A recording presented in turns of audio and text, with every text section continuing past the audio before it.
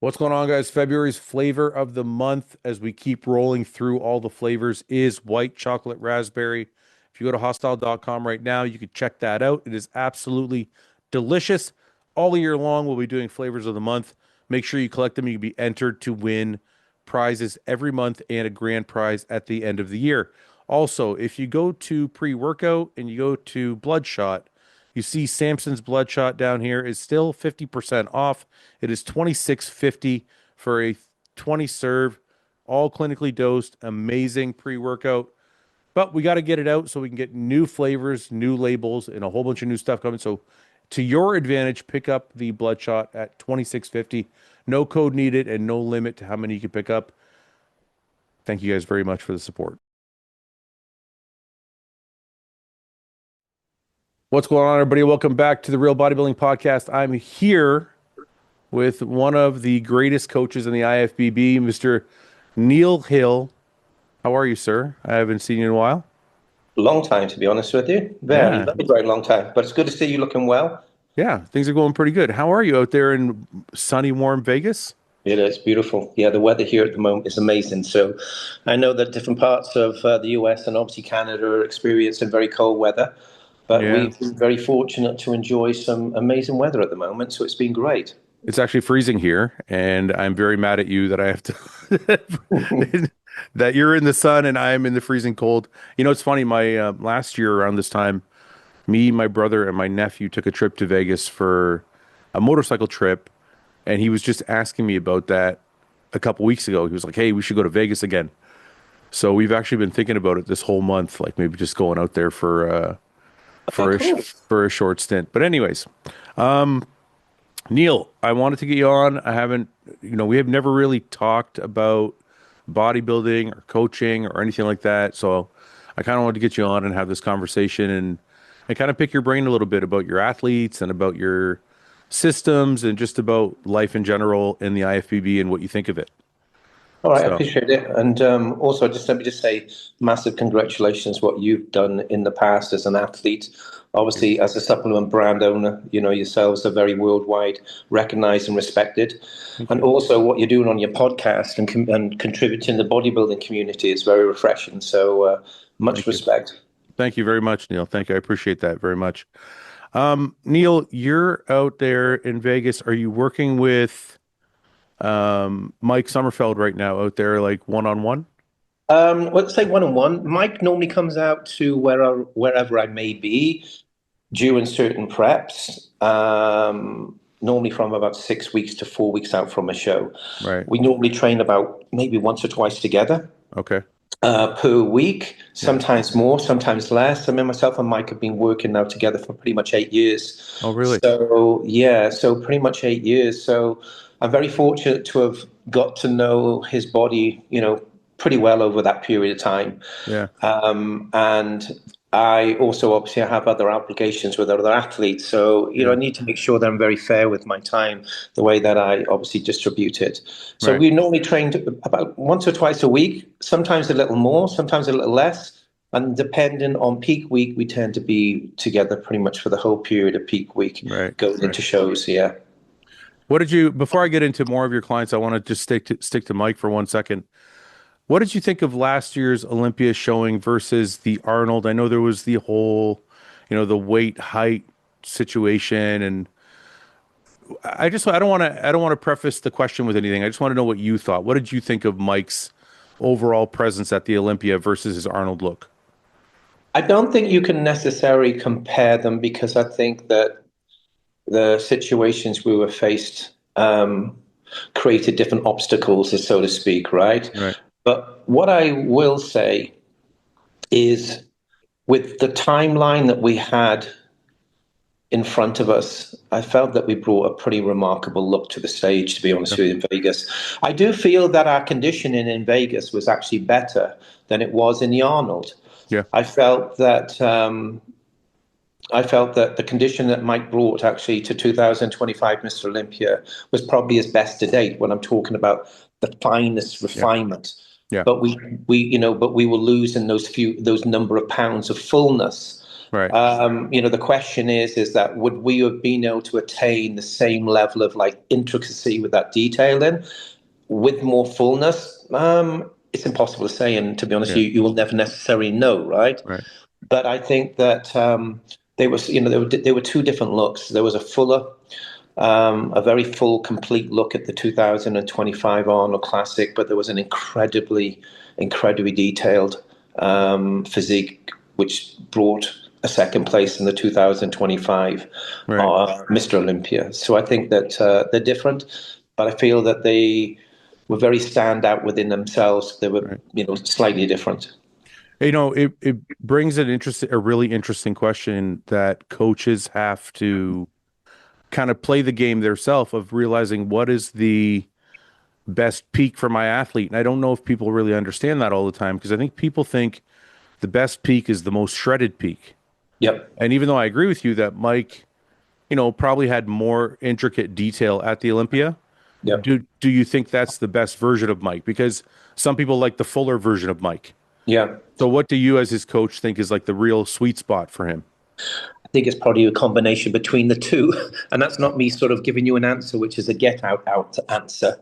I think that I think a combination between the two. If we were able to bring another 4 pounds of fullness to that stage, Yeah. or, 3 or 4 pounds of fullness to the stage, but with that same level of conditioning, would we possibly see even more conditioning because the muscle will be fuller? It's a question mark. Right. If that wasn't something which would take place, then I just think that those extra pounds of fullness would have just added to the illusion of his structure, which is just so incredible, like Right. so many amazing classic athletes on that stage. Right. But with the timeline between weigh-ins and prejudging, you can only do so much. But Fouad, Yeah. this has never happened with one of my athletes before. How Mhm. much weight do you think that we gain from weigh-ins to the morning of the show? Because this has never happened with me with an athlete before. I I'm not gonna guess. I don't think much personally, but maybe you're gonna tell me something different. 10 pounds. You gained 10 We pounds? 10 pounds because to make weight was so extreme, Right. it was very extreme through the Right. process to make weight. That there's a fine line of losing muscle tissue when there's an extreme measure of or an extreme amount of weight that's got to come off in such a small timeline, right? Right. And then the only, the most sensible way to do it, well, actually, most sensible, not necessarily sensible. One of the very few ways that you can do that, but also maintain that muscle, is to lose as much fluid as you possibly can. But it's, as you can imagine, it's a very, very Right. fragile, dangerous environment. Right. So, we lost, a lot of water, and water which wasn't really present on Mike's physique, which Right. made it even more difficult. Yeah. And I feel that what that did is actually preserve the muscle without us losing muscle tissue over an extended period of time. Right. We lost the fullness within that muscle belly, so there was a huge amount of intracellular drop off as far as hydration is concerned, sub-Q water, but there was, as I said, there was very little on Mike anyway. And I feel that we were able to rapidly hydrate straight after prejudging, which Right. brought weight back up. But we had a very time restraint timeline as far as getting intramuscular fullness back as far as carbs are concerned, because you're obviously you're in a big deficit anyway. Carbs tended to be very low with Mike at certain stages of prep. And then if you were just to push too hard on the loading phase, then you run the risk of not necessarily just spilling, but the spilling wasn't really a concern for me. It was more the fact that you start compromising digestive health. And once Right. that starts happening, inflammation and all other factors take place. The physique is possibly going to start running away in different Right. directions. So, Right.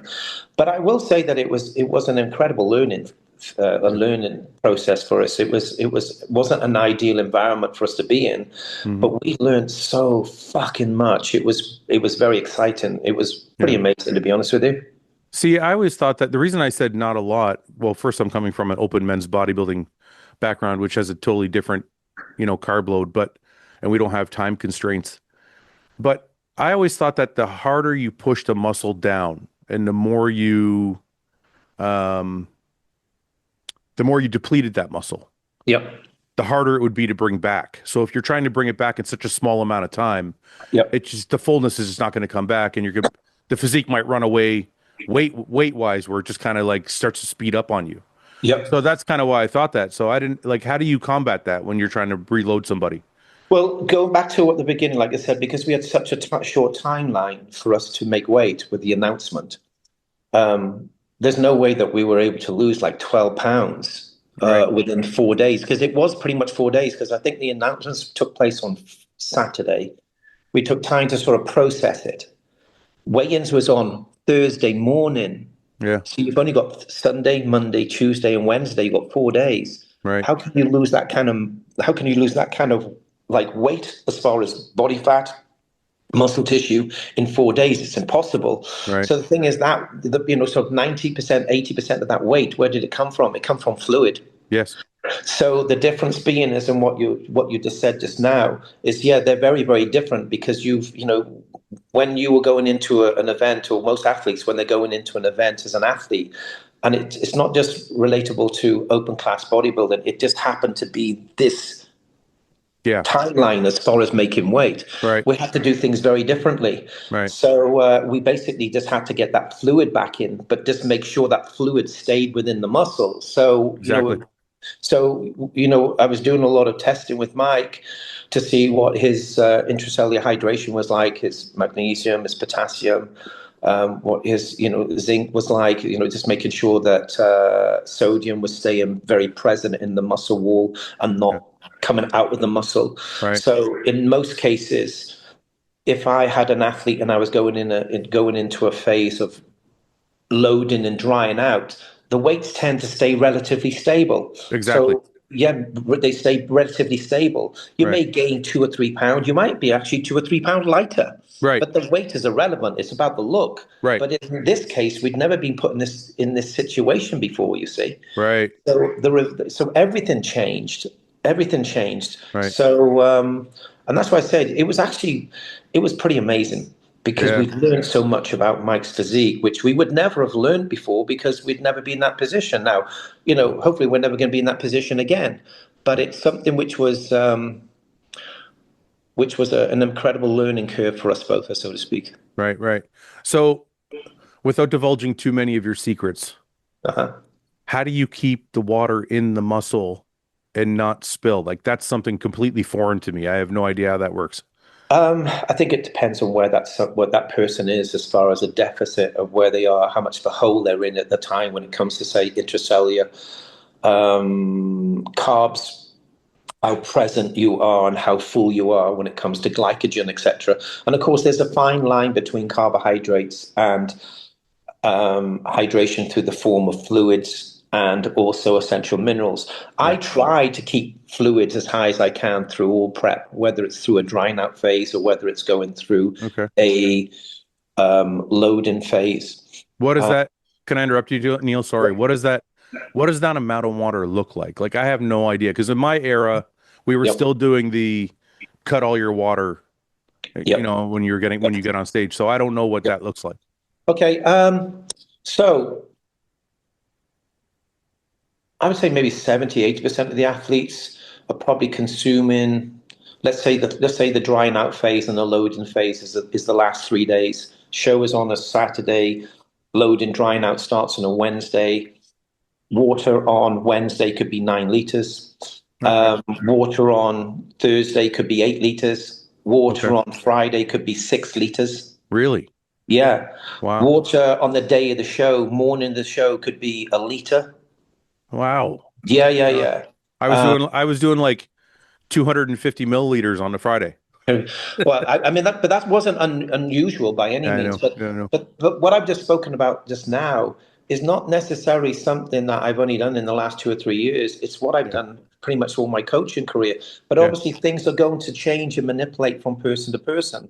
So um, I would probably say the least amount of water I think I've ever given anybody the day before the show is probably 3 liters. Really? Wow. Yeah, I would say, I mean, I would probably say, and I don't know if there's trends anymore, but what I'm doing now, it's not because I don't want to learn, and it's not because I don't want to become better, but the complexity of the human body and how people will respond from one person to another person, from the load in to the drying out, can be quite quite a big variable from one to another. Yeah. And that's another reason why I love my work, is because I love the challenge of figuring out, a person's body.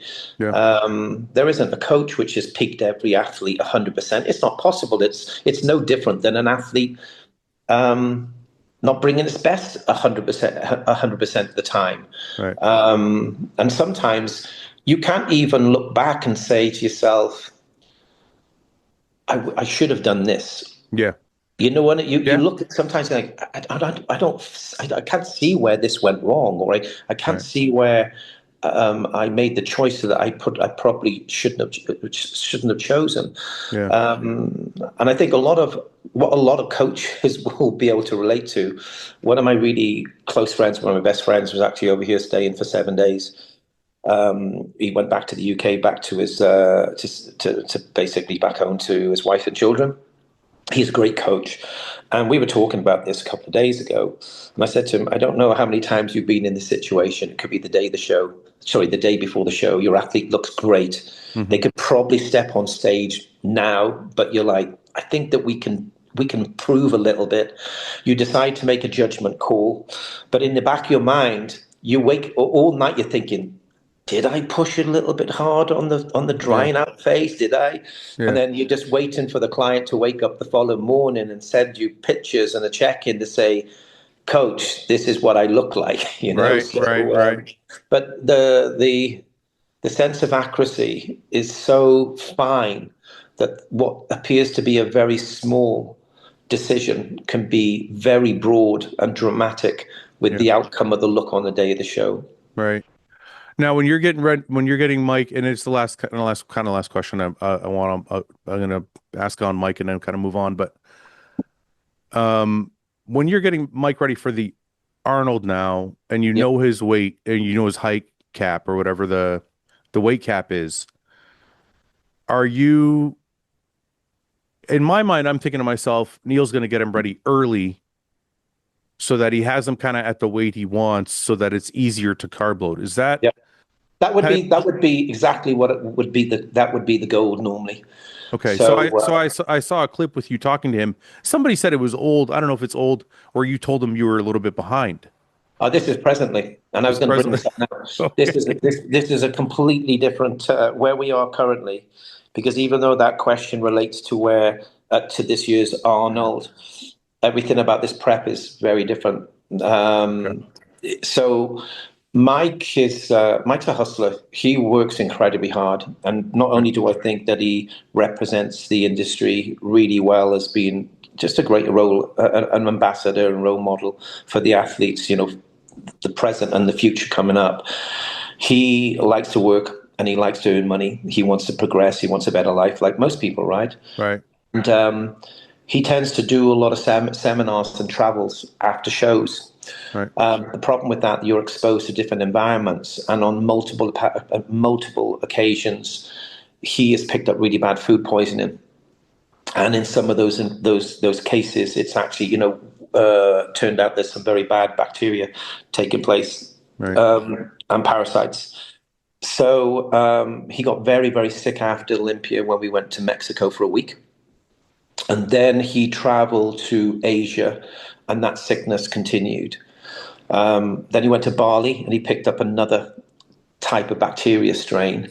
Um, and this has probably been happening over the last, I would say, like 3 years with Mike, to be honest with you. Yeah. It's not unusual for him to pick up food poisoning. But of Right. course, there's underlying things which tend to stay dormant, and then they obviously expose themselves. Right. So what happened is he then went to Dubai because he's got property over there, and he had very intensive testing done with his digestive health. And by the time they got the results back, because it was about 14 days, maybe 21-day turnaround before they get the full tests and results back, it showed that he had, I think, 6 or 8 different bacteria strains, as well as parasite. So then the physician recommended or suggested the medication, which was very, very strong medication. But that indirectly kills all your Yeah. microbiome. Everything. Yeah. Everything. So, Yeah. we were like contemplating, shall we start this before Arnold? Should we not start this before Arnold? Um, and there's a part of us where we like this. We need to make this. We need to start this after the Arnold. But Right. his body just wasn't doing well as far Yeah. as his digestion. So we went through a very intensive 3-week phase with these antibiotics, and everything changed because we needed to keep carbs incredibly low because carbs, they directly convert to sugar, and that then starts feeding Yeah. bacteria. Yep. We had to keep fats low. So he was in a massive deficit of Yeah. calories. So we couldn't do cardio the way that we would normally. We Yeah. couldn't. We had to be mindful of the intensity and the effort that we were putting into the gym, and it was more so just trying to preserve what was taken on his physique at the time. So for like 3 weeks, I said to him, Mike, for the last 3 weeks, I haven't even been able to coach you because you're not coachable because of what we're going through. Right. So now that finished probably like a week and a half ago. I sent him a message yesterday, and we trained together on Monday. I'm sorry, yeah, we trained together on Monday and filmed. And I said, listen, you're not behind with your fat levels, but you're very, very behind with your look. Okay. We've got to work really, really hard now. What So, does what does sorry, Neil, what does that mean? You're not behind with your fat levels, but you're behind with your look. so his fat levels are probably about maybe 7 or 8%, Okay. but you don't have that anabolic, hard, dense look about the But muscle. is that because and I'm not a pharmacologist, but Yep. your your supplements, we'll call them, Mhm. maybe don't maybe don't work as well when you're going through intensive antibiotic treatment. Yes, but also more so because we were basically like in a very harsh, depleted state for such a long time Right. with calories. Right. Right. And then we were very mindful about compound choices. Right. It didn't make sense to use a certain type of protocol which was associated to Right. certain phases because that didn't make sense. It was just at the time, it was just about let's preserve this muscle tissue as much as we possibly can Right. and see if we can slowly reduce body fat. So when I say anabolic, that anabolic look, I feel there's 2 or 3 different stages of that. So I think that a healthy anabolic look to me has nothing to do with substance. It's got nothing to do with PDs. It's to do with the physique looks like it's recovering. There's fullness. It looks Yeah. healthy, and you Yep. can see that everything's clicking.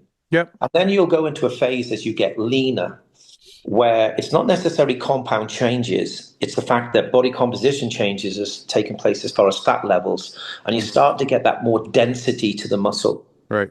All right. And then you potentially go into another phase where certain things are introduced, certain things are removed. But those things which are introduced and those things which are removed isn't just the reason why the muscle starts from going from a very, say, a denser, harder look to a more grainy, drier, separated, harder look. It's a combination of a compound change, but also the fact that the athlete's getting leaner and Right. leaner, and you're Right. able to control that sub-Q water. So there's water present, there's water under the skin, Right. but the majority of that water is very deep within that muscle. Right. So you're seeing a lot more hardness taking place because I could look at Mike at 6 weeks out from a show and I could say, Mike, I could put you on stage next week. Like I Yeah. could put you on stage, I could dry you out and put you on stage next week. Right. We're not close to that at the moment, Okay. but triceps are feathered, glutes are feathered, thighs are feathered, but he probably needs to lose.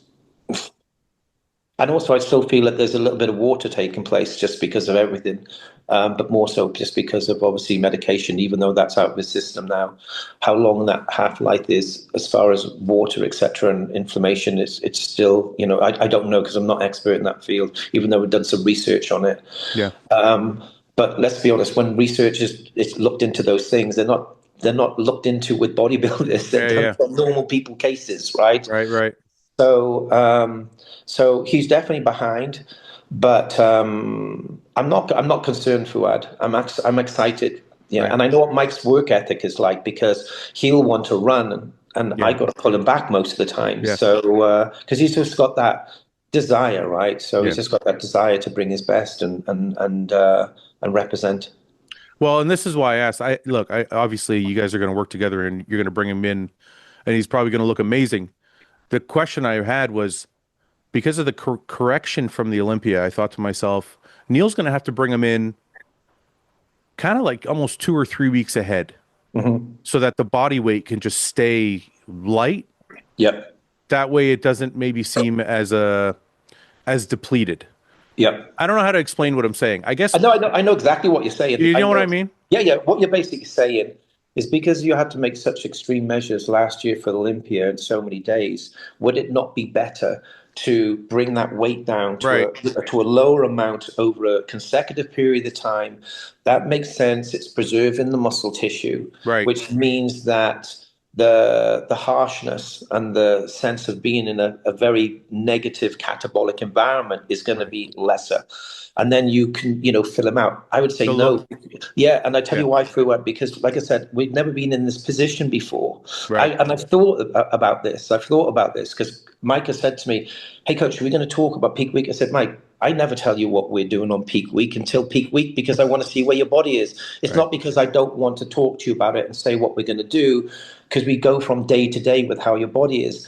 Right. What you're saying makes sense, but it won't work with Mike. And the Why? reason being is because I've had this rational mind, I've had this rational conversation so many times where I thought, okay, all right, so what I'm going to do is going to bring Mike down, lower, down to this weight roughly. We'll just dry out a little bit for weigh-ins. We'll lose 3, 4, 5 pounds at the most, and then we can go in from that straight into the show. I don't think that's going to work because I will have to lose muscle if I bring him into a lower weight. So if I bring him Yeah. down lower and lower and lower, there's no way I'm going to be able to keep that water off him for extended periods of time. Right. I'm going to be losing muscle tissue. We're going to Okay. lose muscle tissue. But So but to me, I thought to myself, and I'm not challenging by any stretch. I'm no, just no, I like to have the conversation. So to me, I thought to myself, how does it? I always felt like a body cannot carb load properly. Like you cannot load the muscle back if it's been kind of crashed into a yep, weight. yep. But you seem to be able to do it because you're using more water. Is that why? Yeah, but remember, I said that we lost that weight purely more so from the water, not because of the Right. muscle. Do Right. you understand? And that's Uh, why, that's why that's why in my mind it's like, no, it won't work, man. I can't bring Mike down further and further over extended periods of time right. because I know I'm going to lose muscle tissue and I'm never going to get that back. And the other Yeah. thing is, they've changed the timeline for the classic physique What's the category for the Arnolds. If I knew this, I probably wouldn't put Mike in the show. what is it now? They compete on Friday, Yeah. When's the weigh-in? Thursday morning. So you got 24 hours. A Yeah, little bit more. A little bit whereas more. before we had 48 hours. Right. I didn't know Wow. that. You're losing a whole day. I'm losing Jeez. a whole day. Yeah, that's a big difference. That's a big difference. I Yeah. think, when I know it, I was like, what? Yeah. Because it was always on a Saturday. But I think what they've probably done, Fuad, they've changed the open men. I think the open men now are only on the Saturday. They're all one day. Yeah. So what they Right. do, they need a main The classic guys. category, Yeah. the classic, to basically headline the Friday. Otherwise, the Friday show possibly won't have the numbers as far as Right. audience, right? So Right. that's why they did it. So I understand, and it's a very professional decision for the Arnold to do it that way. But But for us, it's just gonna kill us. but let me ask you this and set aside your feelings about your athletes. Yep. Don't you think it's more fair to make it one day? For the athletes, yeah, I think I like the challenge of seeing if I can hold the condition of an athlete for 2 days. But I much prefer the one day because I feel that it's less complex. It's far healthier. Yeah. Let's just look at this first of all. Let's forget about ticket sales and let's forget about entertainment. What should be the first fucking criteria? The Yeah. health and the well-being of the athletes, right? Right. So having them on stage for one day potentially is far more healthier No, than a. but I didn't. Sorry, I didn't mean that. I meant. No, I know you didn't, but I was No, just touching yeah, based yeah, yeah, on. that way. Yeah, Yeah, yeah. yeah. What I'm saying. I know that's what you wasn't saying to me. But what Right. I was going to say that besides what you were trying to indirectly ask me, Right. I was also saying the health of the athlete is more important. I Yeah. think it brings it's fair on the athlete because it's less stress, it's less it's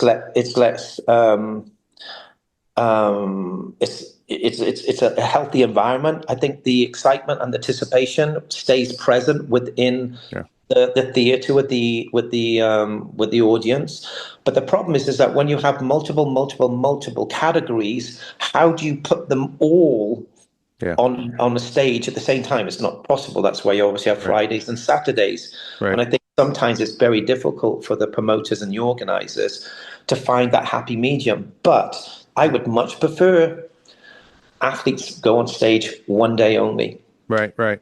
Um, But to the point of the weigh-in, yep, I feel like if it's only a day away from the show, yep, or even the closer you can get it to the show, I know that's not an advantage for Mike, yep, but I feel like it's a more accurate representation of what that weight is. So like if somebody's supposed to weigh 220, yep, but they got 2 days to load and they end up yep, on stage at 235, yep, it's not really fair. yep, So I'm like, if you move the weigh-in up to as close as possible to the show, yep, you're gonna get a more accurate representation of what that weight cap yep. actually is. I've said this for years. Do Oh, you know what really? my preferred choice would be? Huh. And I don't know why they don't do it. You weigh them on the morning of the show. Weigh in and then go on stage. Yes, and if Right. you Yeah. don't have the timeline, you don't Yeah. put the show on. If Yeah. you, as the promoter and the production, do Yeah. not have the timeline to do this, the show shouldn't go ahead because that is a true Yeah. figure of accuracy. And also, I feel it's more healthy. Why would it be more healthy? Because it won't work for the athletes at the top end of the weight cap. So for pretty much all of my athletes, it would be a disadvantage.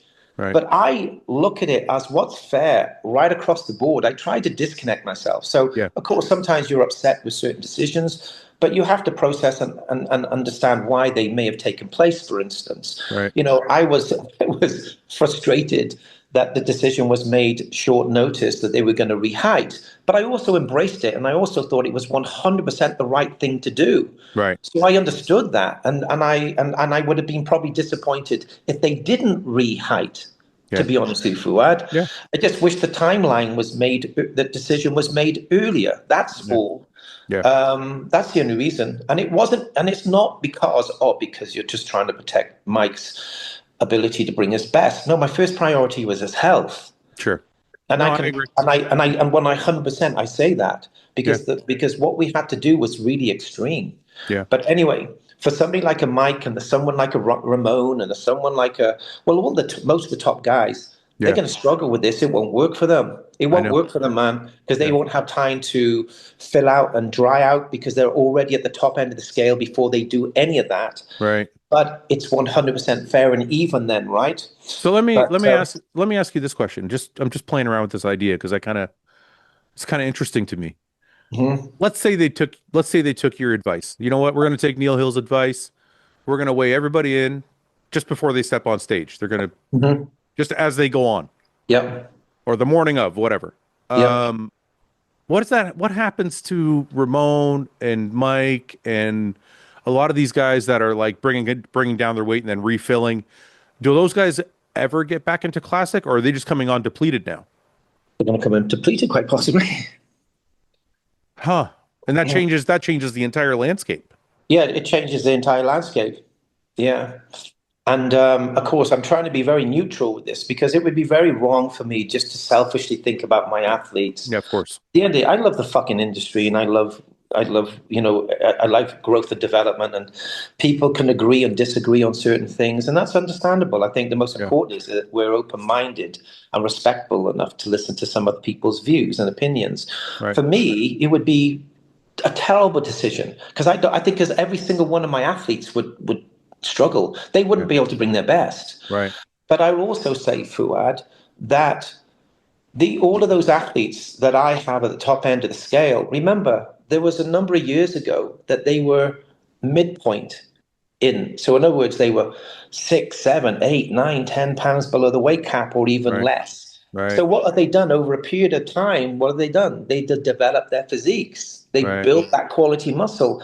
And I think that's another reason maybe why we see the classic guys just looking so, I know, they're just the level of conditioning is just there because what's happened is that they've been nurturing and protecting that physique by not being able to add too much muscle too quickly. Right. And that muscle has just got harder and denser and more refined. And you just bring that quality that Yeah. you don't see in the classic in the open division. Right. There's very, very few athletes which are able to do that because ultimately it's also a mass building competition. You have to Yeah. have enough muscle.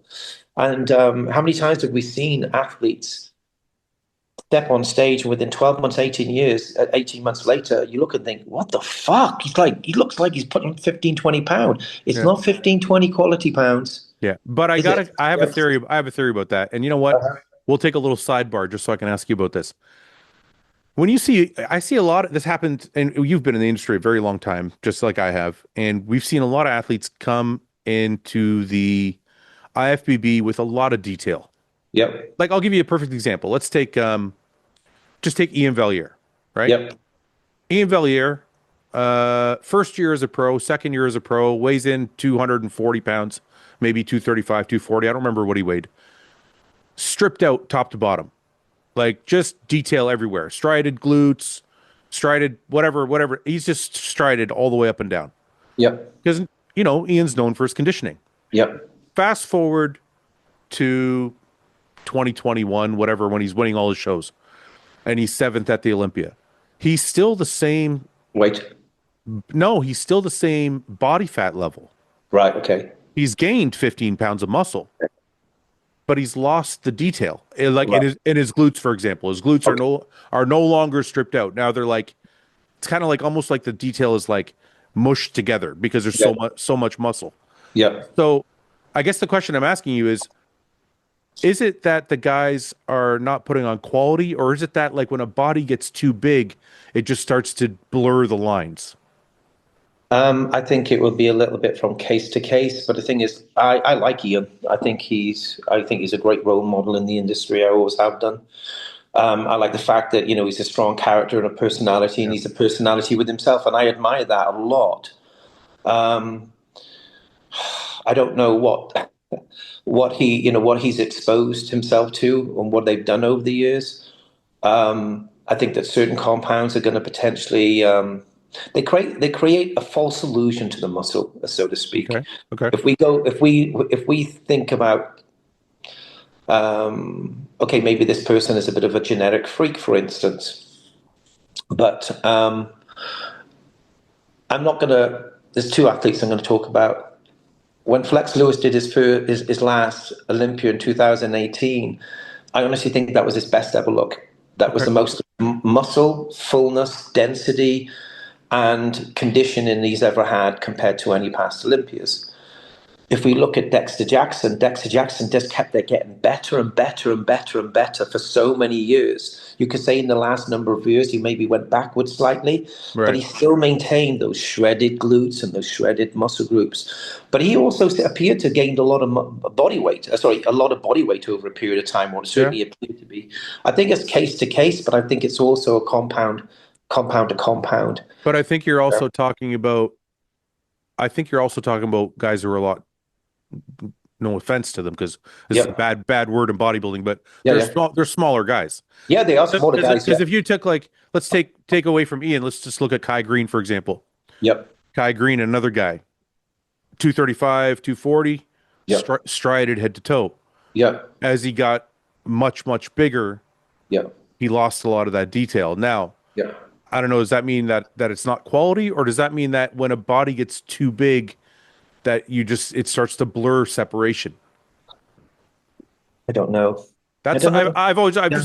I've always wondered that. I'm not really taking a position on it. I just No, don't know. no. I've always been curious because you see guys as they get bigger and bigger and bigger and bigger, and if you take a look at their physiques when they turn pro, Yeah, they actually, some of them, not all of them, but some of them had a lot more detail and separation yeah, and quality, yeah, the appearance of quality yeah, to the muscle that kind of like went away as they got like really, really big.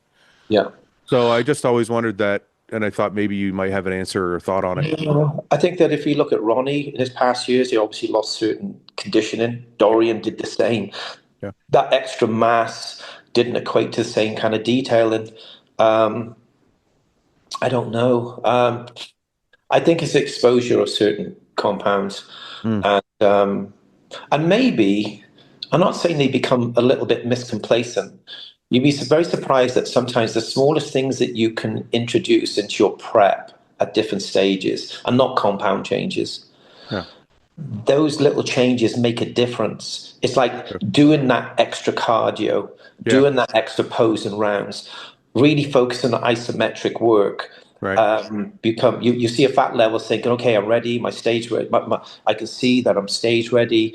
I'm maybe not as tight in this area, but I'll dry out, and it just doesn't come through because Right. they gain those extra couple of pounds over a period of years, and those extra couple of pounds over a period of years equate to a £10 or £15 or £20, but Right. they potentially lose that intricacy, and maybe they don't notice it in the first 2 or 3 years of putting that muscle on because they're just they find a really good combination of everything, Yeah. but Yeah. as you just keep adding more and more, I feel that they potentially just start losing that attention to detail in certain places. I Could be. don't know. Could be. Yeah. Um, I do know that like I do know one thing for sure. The classic guys spend much more time posing, and I do think I have a personal belief about posing and the role it plays in the quality of the muscle and how it looks on stage. yeah, I think the guys that I personally just it's my own belief, the guys that take more time posing and more time doing that, it actually presents a different look on stage. yeah, So yeah. I'm not sure how you feel about that. It could be No, like 100%. Years and years ago, when I first started competing, I started training when I was 19. I did my first show after 12 weeks. I did my second show probably like 4, 5, 6 months later. And for what I can remember, and bearing in mind, I'm super naive, even though I'm 19 years of age. I live in a tiny little seaside village in the middle of nowhere. I don't know anything really about, well, I actually don't know anything about bodybuilding other than what I've learned from two different people who have not been exposed to competing. right, So their ability for me to learn from is very little. But I can remember the first show I competed in, and I can remember the second show that I competed in. I can remember waking up the next day, and of course I didn't dry out. I didn't do any of those things. In fact, I right. probably water loaded, right? I probably water loaded and took a ton of vitamin C and asparagus. Yeah, Um, I can remember waking up the next day and the day after thinking, fucking sore. Why am I sore? I didn't really pump up much. yeah. And then what happened maybe 6 months later, 12 months later, I had a really bad cold. Mm, And I was coughing and I was coughing and I was coughing for weeks. And I can remember seeing my midsection getting like what appeared to be just more conditioned. yeah, And then it dawned on me thinking, when I was posing on stage, my muscle soreness is no different than what it would be after a really bad DOM session. can be. And Yeah, then it made me realize posing and doing isometric work, because I didn't even know what that was back then, yeah, posing potentially has the ability to create stimulus within the muscle. right, Most people will have their favorite side on certain areas. So, for instance, you might have found that your right leg was slightly a little bit more separated, or your tricep on yeah, your left arm was more. So, what would you do? You would keep showing that side. So, what would happen? That separation would just become more and more prominent. yeah, So, when I was about 22, 23, I started doing my own isometric works, and all my yeah. athletes do that. And Really? that's another reason why a lot of my athletes are in fucking incredible shape, because Yeah, of yeah, what we do and not just the posing. So right, so posing in itself is sometimes nearly as hard as a workout, or certainly as hard as a working set if you're really putting 100% into it. Most yeah, people fail because of the cardiovascular yeah, impact. But the great thing about hard posing, it's aerobic and it's also anaerobic at the same time. Right. So you could be anaerobically fit and strong in the gym, but you put somebody through a posing round, they're not exposed to that level of type of Yeah. environment before, so they potentially struggle. Yeah. And a lot of people say, I'll pose as I get close to the show. No, posing early allows you to burn more calories. Posing early potentially starts to drive more hardness and refinement and separation into the muscle. Yeah. Posing early allows you to potentially keep your calories even higher. But Yeah. you've got to be really careful that you don't overtrain, because between posing, isometric work, and training, it's a high stimulus of muscle engagement. So Right. I think you just got to navigate and know when to pull back, when to push, and when to refuel, because of you create yourself at too much of a hole and you can't get out of it. Yeah. Yeah. Going back to, you started when you were 19. So I started around that same age. I always felt like it was a little late because, a lot of guys that you talk to start like they start when they're 14, 15 years old. Yep. When you started, why did you start? What got you into it? And I don't know exactly your timeline. Are you around the time of Dorian or before Dorian? Just after Dorian. Just after Dorian. Okay. Yeah. So Dorian was competing. No, Dorian wasn't Mr. Olympia at the time. Okay. He was probably an amateur, or he had just turned pro. So I was speaking to my partner Alexander. In fact, Zach, my friend, when he was over here. I got into bodybuilding by chance. I grew up in government housing most of my life. Government housing is just low Yeah. income housing. Yeah. And went to three different like sort of developments over a period of time, and became really good friends with one of the guys, or one of the boys who was a year younger than me, on one of the housing developments. His name was Philip Syme. And Philip was super muscular. So even at a super, super young age, I can remember feeling intimidated during the summer when he would put his shirt and vest on, because everybody would be out in shirt and vest when the Yeah. sun is out, right? Yeah. Playing, and everybody played outside back then. There was no Right. computer games, right? Right. Right. Right. So Philip was really muscular, and I can remember his legs and his calves they would probably be like flexes, but Yeah. I'm only probably 7 or 8 at the time, maybe younger. And Okay. of course, over a period of time, you start to notice more his physique. Yeah. Well, Yeah. what happened is I left school a year before him. I did an apprenticeship as a technician. I was a motor vehicle technician. I was in that industry for 16 years, and I did 16 years, and I did 5 years as an apprentice. But he left school a year later. He joined the army. And Philip at the time couldn't drive. And then what would happen? He would come home from army leave, maybe every 6 months. And Yeah. his mum, and I was living in a different place there, but in the same time. And his mum would say, "Hey, Neil, Philip's coming home. Wants to know if you guys want to meet up." And I said, "Okay, thank you. Yeah, ask Philip to contact me when he gets home." Yeah. Okay. Well, on this particular occasion, he came home from on leave, which wasn't planned. One of the exercises in the army got cancelled last minute, so they basically had maybe a number of weeks off. So I just happened to bump into him. I can remember walking back from my nan's house. I remember the road. I remember the corner. I can remember there was a bus on the corner. I was like, "Philip, I didn't know you were home." He said, "I got home last night." I said, "Oh, cool. Where are you off?" He goes, "I'm going to the gym." He said, "What?" I said, "What?" He said, "Yeah, I'm going to the gym. I've started bodybuilding."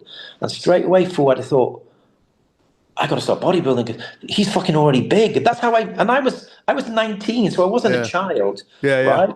Yeah. So I ran home, I got my bike, and then we cycled to this gym that he had found. Yeah. And then he was home in our area for about 2 or 3 weeks. And he wanted to go to a bodybuilding show, but I said he didn't drive. So he said, "Hey, do you fancy going to this bodybuilding show?" And I was thinking, I want to go to a bodybuilding show. These guys are going to look a bit gay and puff on stage, because I didn't know anything about it. Right. Right. I know I wanted to look like a bodybuilder, Yeah. Yeah. but I didn't know. But so I went. We got there. The juniors were on. Back then, juniors was under 21. I remember we walked into the auditorium. It already started, but maybe we're 5, 10 minutes late. The juniors were on stage, and straight away, instantly, I saw these guys. I was like, I want to be a bodybuilder. That's exactly how it happened, Yeah. to the T. That's It was, awesome. and then obviously I exposed myself to training, and I just fell in love with it. I just loved the challenge, the process, the discipline, I played, sport, a lot of team sports over the years. I excelled in swimming. I was an international swimmer. So for Yeah. like 8, 9 years, I was an international swimmer. And it's not a team Yeah. sport; it's an individual sport, right? Yeah. Yeah. But I love team sport, and I just love the fact that my efforts and my commitment would reflect my progress. Of course, genetics play a massive role in bodybuilding. And you Yeah. had a fucking amazing physique. Thank you. Hard work and consistency, but also having that genetic greatness, it Yeah. obviously helps. Yeah.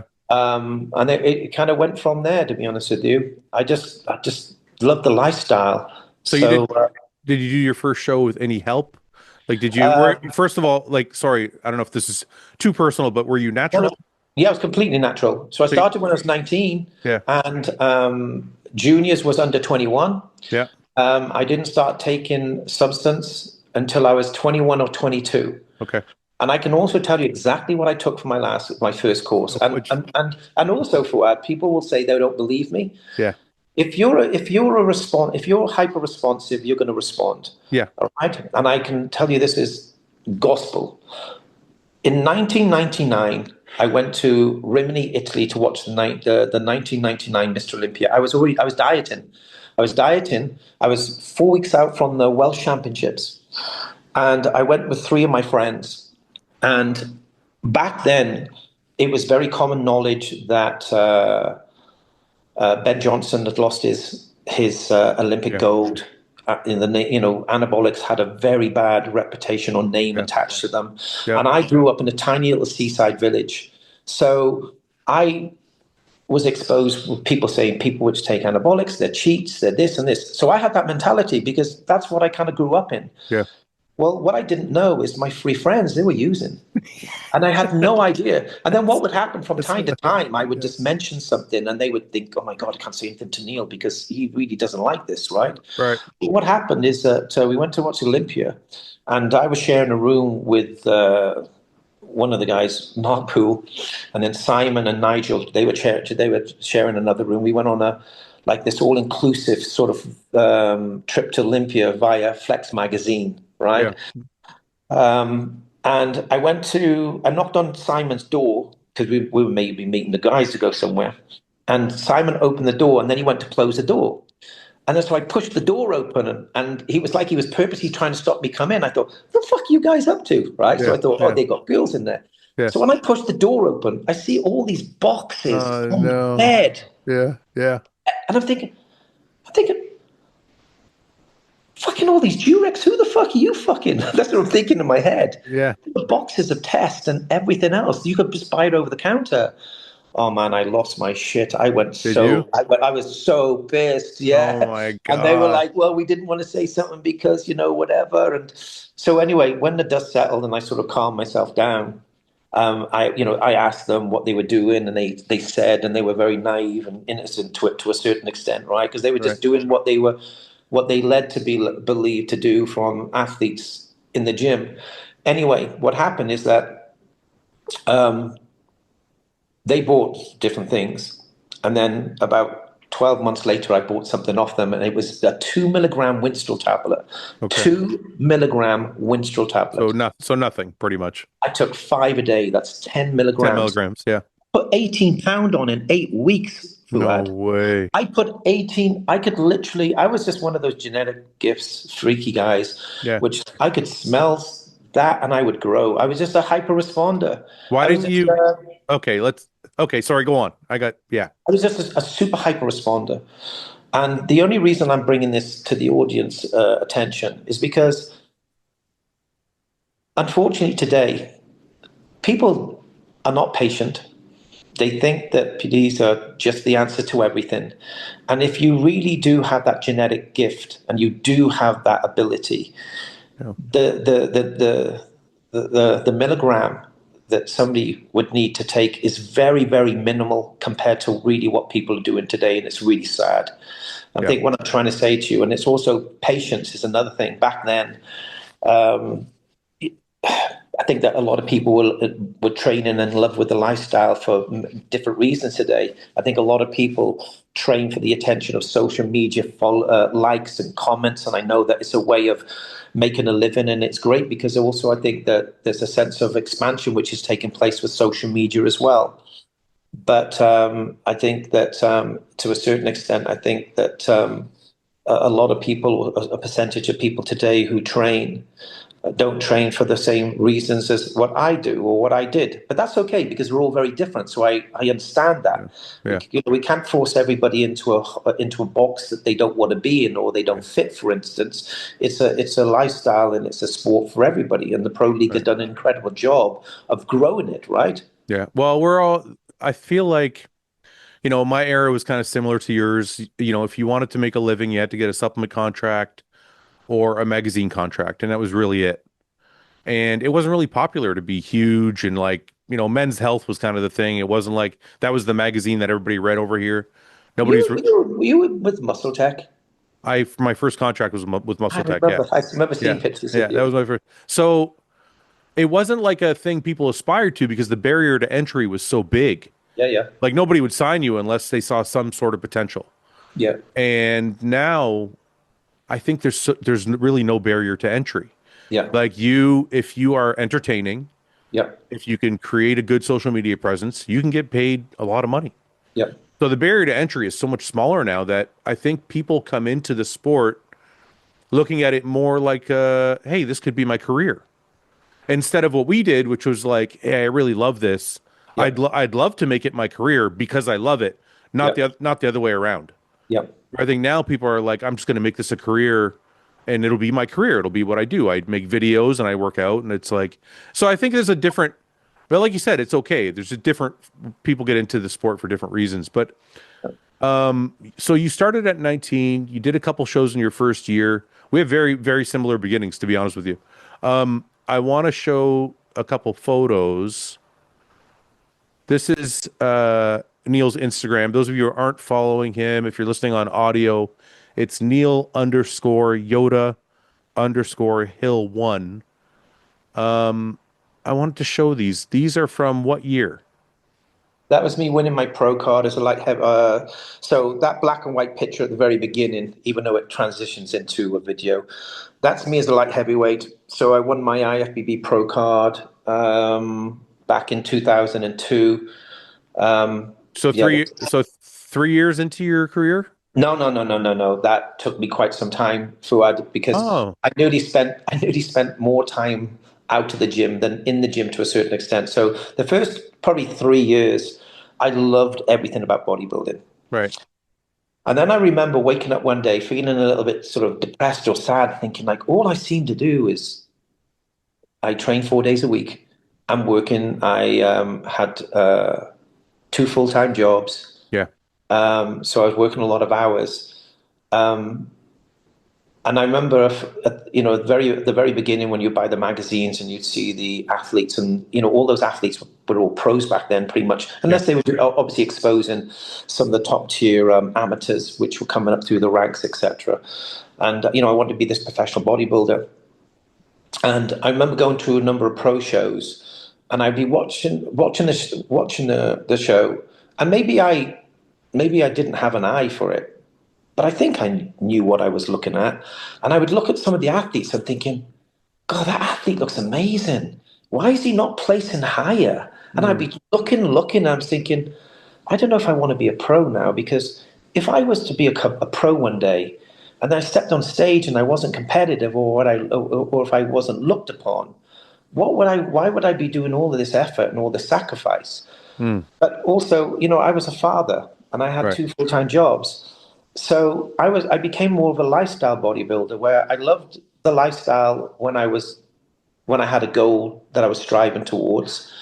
But I also liked the ability to say, do you know what, I'm not going to go to the gym today. And if I don't want to eat 6 meals today, I'm not going to eat 6 meals. And Right. I'm also glad I did that, because even though I feel that I could have probably turned pro at maybe 23, 24, 25 instead of 32. Fluid, when I was born with a hereditary sort of defect on my right knee. So instead of my ligaments being really tight where my knee would be indirectly doing this. Right. The knee would float. Oh, And wow. because I swam for whales from the age of like 7 or 8 to the age of 15, and my main stroke was breaststroke, your knee doesn't do this. It does Hmm. this throughout your hip. So I Yeah. had a lot of bone to bone contact from a very early age. I also played a lot of sport, football Right. and rugby. Right. So my knee was very unstable.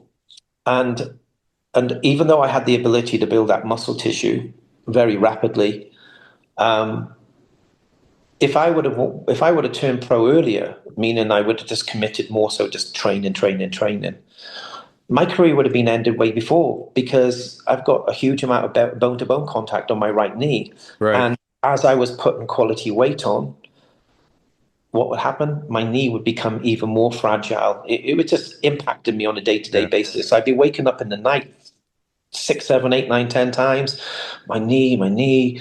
I'd probably take a minute to compose myself before I got out of bed to walk down the stairs. Like if you had a bad back and you've Yeah. got a really bad, say, degenerating disc, any extra weight is creating it creates more trauma. Also, with me being an open class bodybuilder, because there was no 202, there was no 212, there was no classic. So I Yeah. knew I had to put about 15, 16 pound of muscle on my frame to be competitive. And I knew I could do that probably within 2 to 3 years at the most, Right. without, impacting, I would say, the quality of my physique.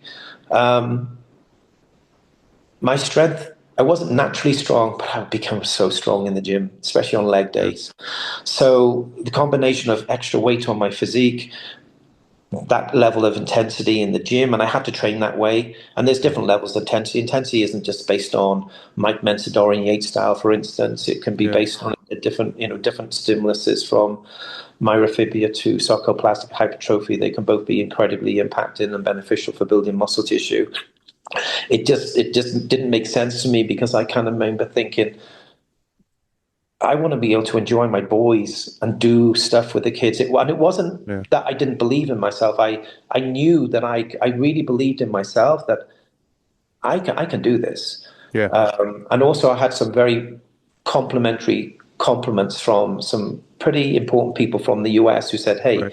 we really like your physique. Yeah. Yeah. We really like your physique. Leela Brada has just retired. You've got these lines, etc." But as I said, I mean, I would have had to have stepped on stage at about 210, maybe, and that's like nearly 20 pound of extra muscle. Yeah. And there's no way that I could have built the muscle. There's no way I So, would have been able to maintain the. I would have been a very unhappy person inside with the pain I would have been in. so what happened? What happened eventually for you to lock it down and turn pro? Like, what made you finally decide to say, you know what, it might not be my career, but I want to do it anyway? Um, when I competed in the show that I turned pro in, I'd competed in that show a number of times before, so I was fortunate to win the Welsh Championships and the overall Welsh a number of times. But what happened is there's a gentleman called Paul Grant who was very iconic in Wales. He was in Pumping Iron. He was the president of Wales. Basically, he decided maybe back in maybe like 1998 that he was going to bring this open division to the Welsh Championships. So the open division in the Welsh Championships was a one class. Any athlete from any country, any organization can compete in the show. So what Right. would happen? You would have like NABA professional Yeah. universe champions compete in it. You'd have world champions from all around the world, which would travel to the UK to compete Right. in it Right. Right. because they were at that pro card. Because at that time, there was only one pro card given out in the UK. You had to win the overall in your nationals, Yeah. right? Yep. You had to win the overall in the nationals to win your pro card. So this show gave the ability to have a second chance or a first chance because the the Open Wales was 4 weeks before the British Championships. So anybody who was anyone in the British Championships, where were they going to compete?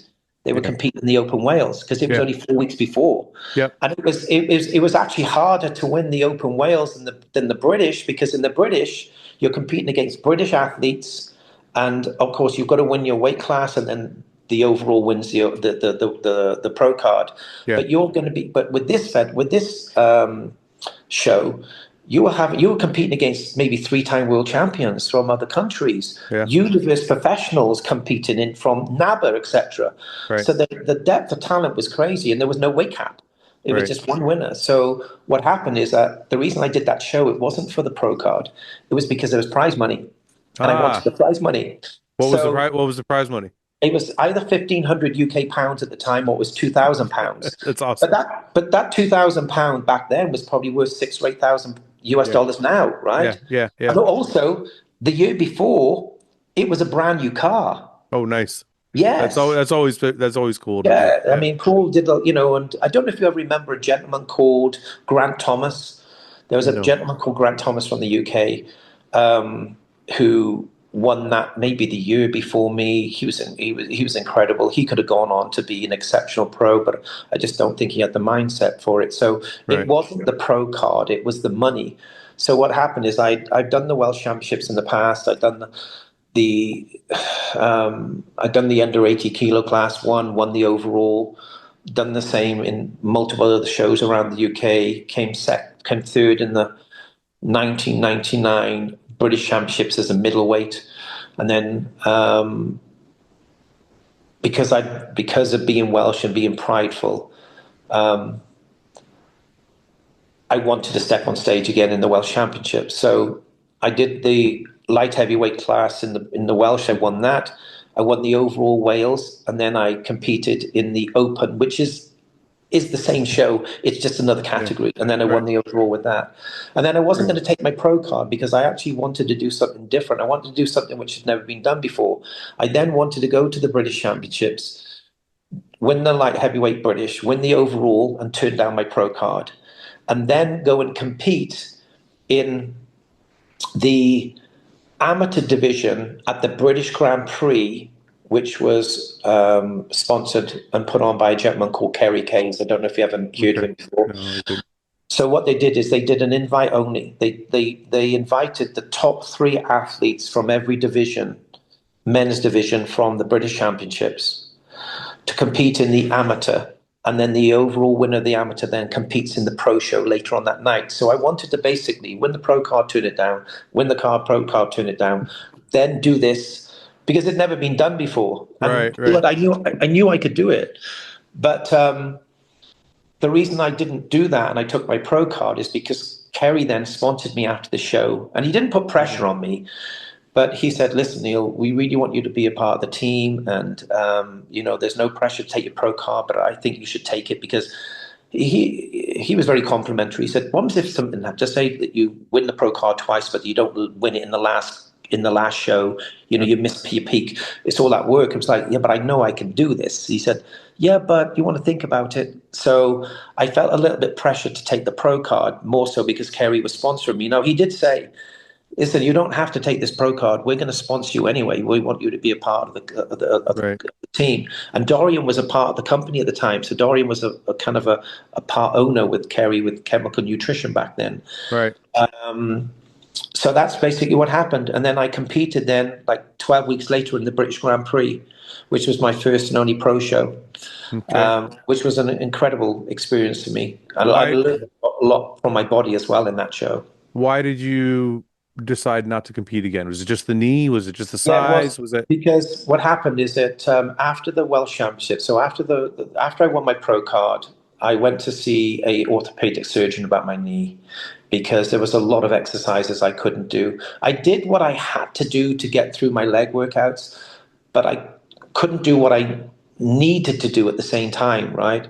right? So I knew that my knee was very exposed. So what happened is after I competed in the pro show, only about a week later, I went in for laparoscopic surgery. Okay. And I can remember going in for laparoscopic surgery and remember, being in the ward, the surgeon came out and I remember crying actually when he told me because he said, "You need to give up your bodybuilding straight away." He said, "Because within a number of years, you're going to have a complete knee replacement." He said about a fourth of your knee joint is completely missing.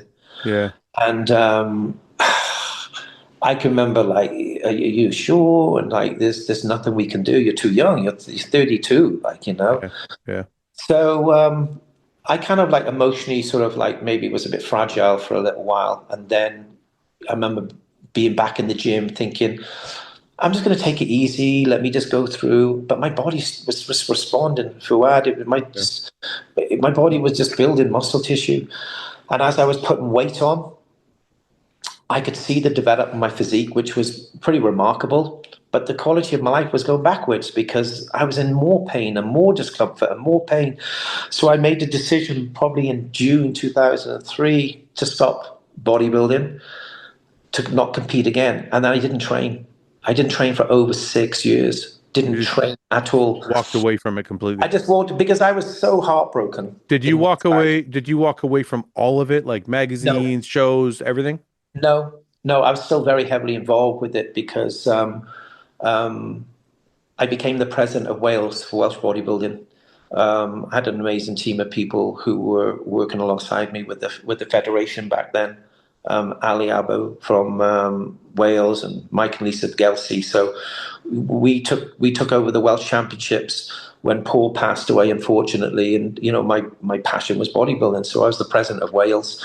I was promoting other amateur shows, but associated with IFBB, obviously. I was coaching. I started coaching probably when I was 22, 23. I met Flex in the same show that I turned pro in 2003. So I turned pro in 2002. That's where Flex met me, but I never met him. He saw me. And Yeah, then I was judging him the year after yeah. at that same show. And that's when we spoke. And that's when we started working together. So let me So ask you. So we kind of skipped over a bunch of things. A couple questions came to mind. When did you? When was your first son born? Like, how old were you? Were your kids born already when you turned pro?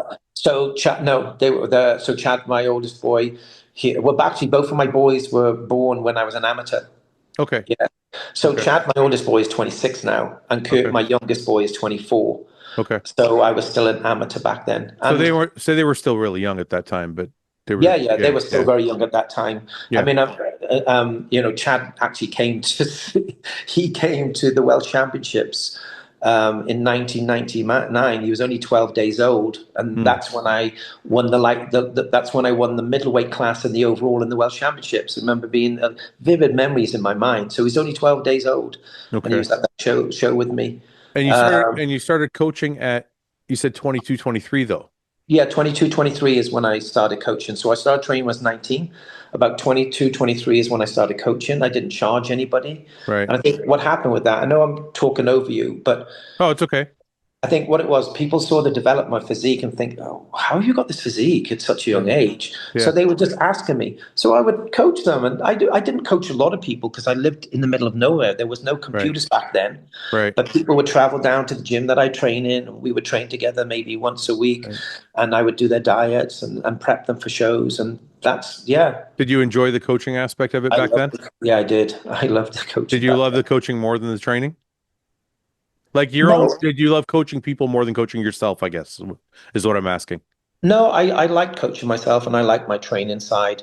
I think that they were both very different. I coached athletes and also prepped, in the same show, for instance. Right. And Fuad, I think sometimes some people will think that if I'm training conflicting athletes, then I'm going to put all my attention into the athlete which potentially could bring the greater result. I'm not that type of person. Right. The difference, what separates me with some athletes and others, is just because of the emotional or the friendship side that you built up for many, many years. So, for Yeah. instance, like you have athletes which have obviously been a part of your team. All right. So, Samson, you guys you would have built a really personal friendship over the years, Yeah. right? Yeah. So that relationship is going to be different from person to person. It's of course you can't help but be proud and cheer and be happy to see those athletes Yeah. succeed on stage. Yeah. But I'm sure you'll also agree that that sometimes the athletes which have the greatest success on stage are not always the athletes that you have the greatest friendships with because Yeah. our personalities are different. So it's not personal. As I said, I built a relationship with Mike over 8 years. Yeah. I was coaching flex for 19 years, basically 21 years, because even though we competed for 19 years as an athlete and coach together, Right. he was going to be obviously competing later. So basically, he was going to be competing. What would have been our 21st year? And then decision was for him to make the decision. He decided to retire, Right. and it's just human nature that you relate to certain people. But if I'm going to prep somebody, it doesn't make any difference if I'm prepping Mike for the Olympia or you're a new classic guy. I'm going to put 100% into you because it's not about the place, it's about the look, because it's a Right. prideful thing to me. And if you beat Mike, I'm going to be just as happy Yeah. as you win as him. Of course, I'll be sad for him because he's going to be disappointed. But he is also the type of person who would be happy for somebody else's success. Not Mhm. everybody is like that. Yeah. I brought this up recently on a podcast with somebody that Mike was very upset. Not upset, not annoyed, not upset in a negative way. I just think that last year in 2025, Mike was exposed to a lot of negative hate and negativity on the internet. And I think that it came from people being insecure of the quality of his physique. He potentially has the ability to win, and I felt it was just very unjustified and very unfair. And I think that you can imagine when you're constantly being criticized and people saying hurtful and totally wrong and disrespectful things Yeah. consistently, consistently, day after day, day after day, day after day, and then the end result isn't what you ideally want. Of course, you're going to be disappointed. But if you look at his face when Ramon was announced first place, he was ecstatically happy for him Yeah. because he's that type of person. He's a good person. He's got a good Yeah. heart. Yeah. He wants to win, but he's happy for other people's success, right? Yeah. So, for me, with the coaching, I coach myself. I get the same kick now out of coaching as I did all those years ago. That's good. It's good And that you still love, it's good that you still love what you do. I haven't lost that love for coaching in any way whatsoever. I wonder how much it's changed though. So over the course of your time from 2002, or you started even earlier than that to now, Yeah. there are so many changes that have taken place. There was, anabolics led, like regular PEDs, I guess I'll call them.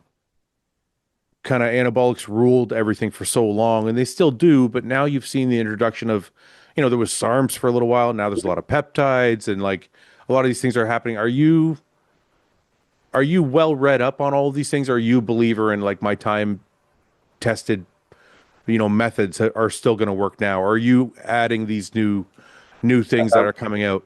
I think that some peptides could be beneficial. I've never done SARMs with anyone in the past. Right. Didn't know enough about it to feel that I should be given advice on that. Sure. I think that some peptides can be beneficial, but I also feel that maybe to a certain extent, some of them is just a phase and a craze. It's the next thing. Yeah. I don't think that necessarily that in my time or your time it was better back then. But what I will say is the depth of quality within the open class, the Yeah. depth of real quality in the open class was better back then. And I Hmm. think it was for a number of different reasons. I think that it was harder to win a pro card. So what happened is those athletes were being nurtured and protected Right. to build and build and refine and refine. Like it might take some people 4, 5, 6 years to win a pro card. They Right. could be in that pro card winning circle, but they miss a place and they miss a place and they miss a place and they just become better and better and better.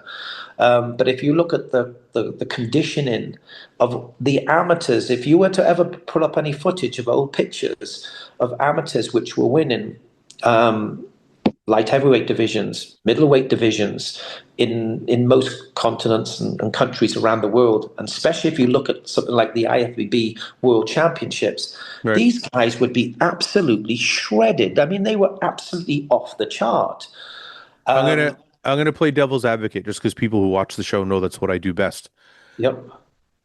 Does it really matter? No, no, no, no, it doesn't. No, it doesn't matter.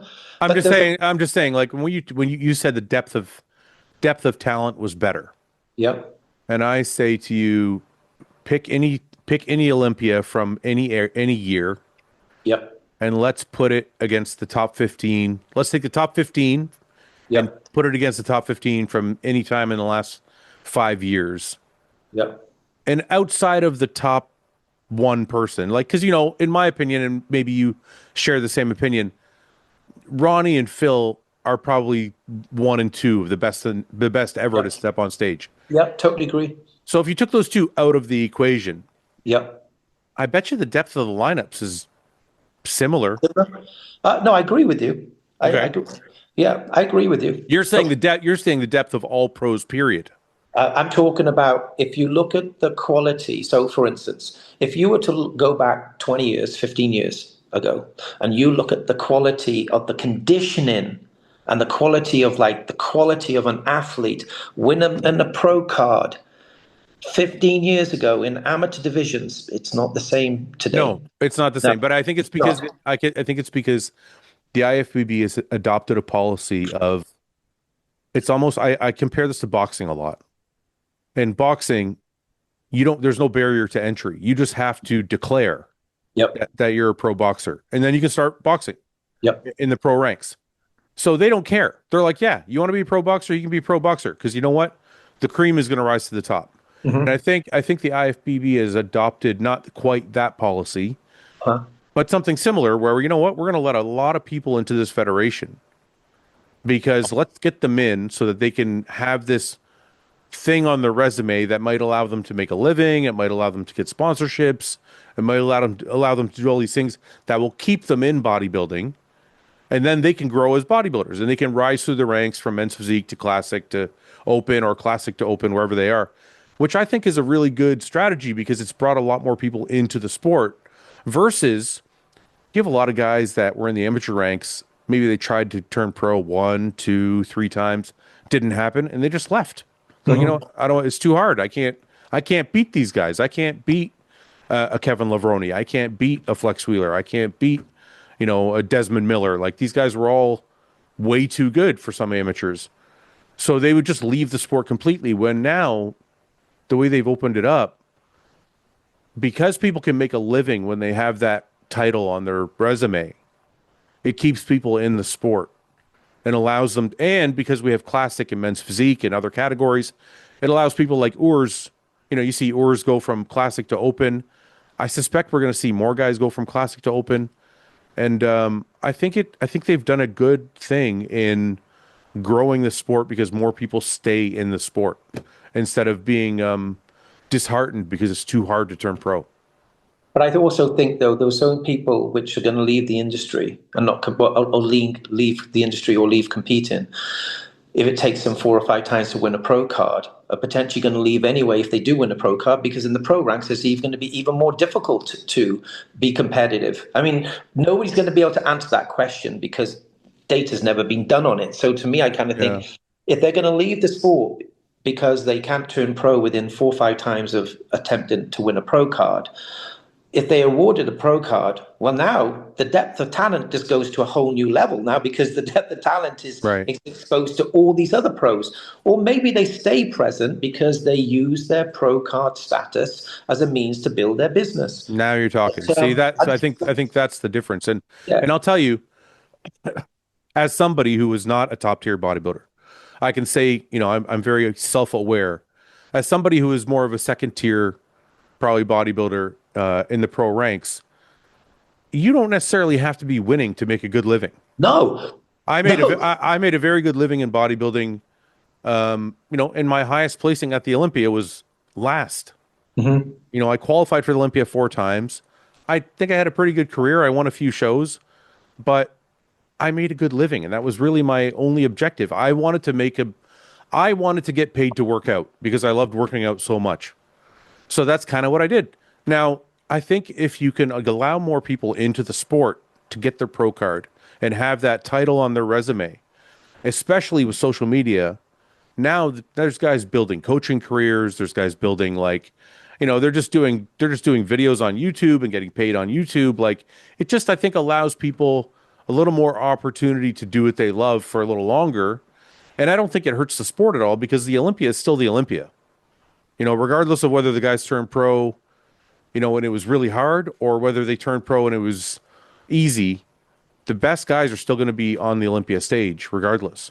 Hmm. So I think it's my own personal opinion. It's a good way to make the sport bigger and more inviting to more people, rather than have kind of closed door ranks where it's like, hey, you got to be the best of the best just to enter this club, which is nice for the guys that turn pro because then you're like, I'm in this special club that nobody else could get into. Hmm. But it's not great for the sport as far as growing numbers. Hmm. Kind of how I think of it, like in a business sense. Yeah. So anyway, um, touching on your coaching, you coached Flex Lewis for 20 years. What was it like to go on the ride to 7 Olympias? Like, how did that feel for you? Not being somebody who retired and wasn't able to compete, and then kind of being with him. Do you kind of feel like you go along for the ride with the athlete?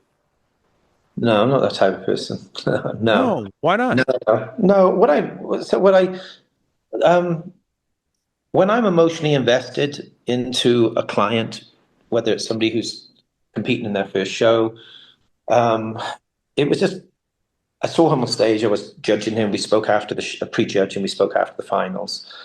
I offered to help him if he was going to do the British Championships because he didn't feel he was good enough to do the British. And I said, "You're good enough to win the British, not win it looking like you do at the moment. But if you can improve between now and the British Championships, I feel that you can win the British Championships." That just started as just an innocent, naive conversation between two people. Somebody who wanted to see this young gentleman kind of protect him to a certain extent because back then as well things were Fouad, people can make some very bad choices, right, Yeah. in life, and also you're exposed to certain things. He went on to win that show, and for me, I I love the relationship that I built with Flex. It's not a normal relationship, Right. His best man at his wedding, godfather to his daughter. Um, I indirectly moved to Vegas because Flex was opening the gym, and he asked me, "Hey, would you come to Vegas? I'm going to be opening the gym." We only live four minutes away from each other. Okay. But for me, when I commit my time and my passion and my experience to an athlete, I am there for the full duration, whether it's a 1 year coaching relationship or whether it's a 21 year. Um, and of course, maybe I don't know if it was maybe different to Flex because obviously when he started winning shows, which he won shows from his first show, it wasn't so much that he was exposed to victory, victory, victory, and he became complacent. Far, far from it. Every show that he competed was a step up the ladder, so to speak. Every show that he did was a step up the ladder, so to speak. Um, it came with maybe more pressure and more responsibility, and um, it's also a bit of an emotional relationship with Flex because it's just not. It's like he became like part of the family, so to speak. And we were always chasing the look. So the expectations that we put on ourselves was always about self development as an athlete, getting better, proving yourself. He represented the pro league. I think are absolutely amazing. I mean, he travelled all around the world. He was exposed to so many different countries by his sponsors in a positive way, Gaspari Nutrition, Yeah. BSN, etc. And he was an incredible role model, and people gravitated to him because Yes. he was just he was an example of his hard work, and I think that his parents had a massive impact on. Well, actually, do they have a massive impact on him as a person? They've got they're very family orientated, hard working blue collar family. had to sort of hustle and bustle through life, don't come from, Yeah. didn't come from a middle class family.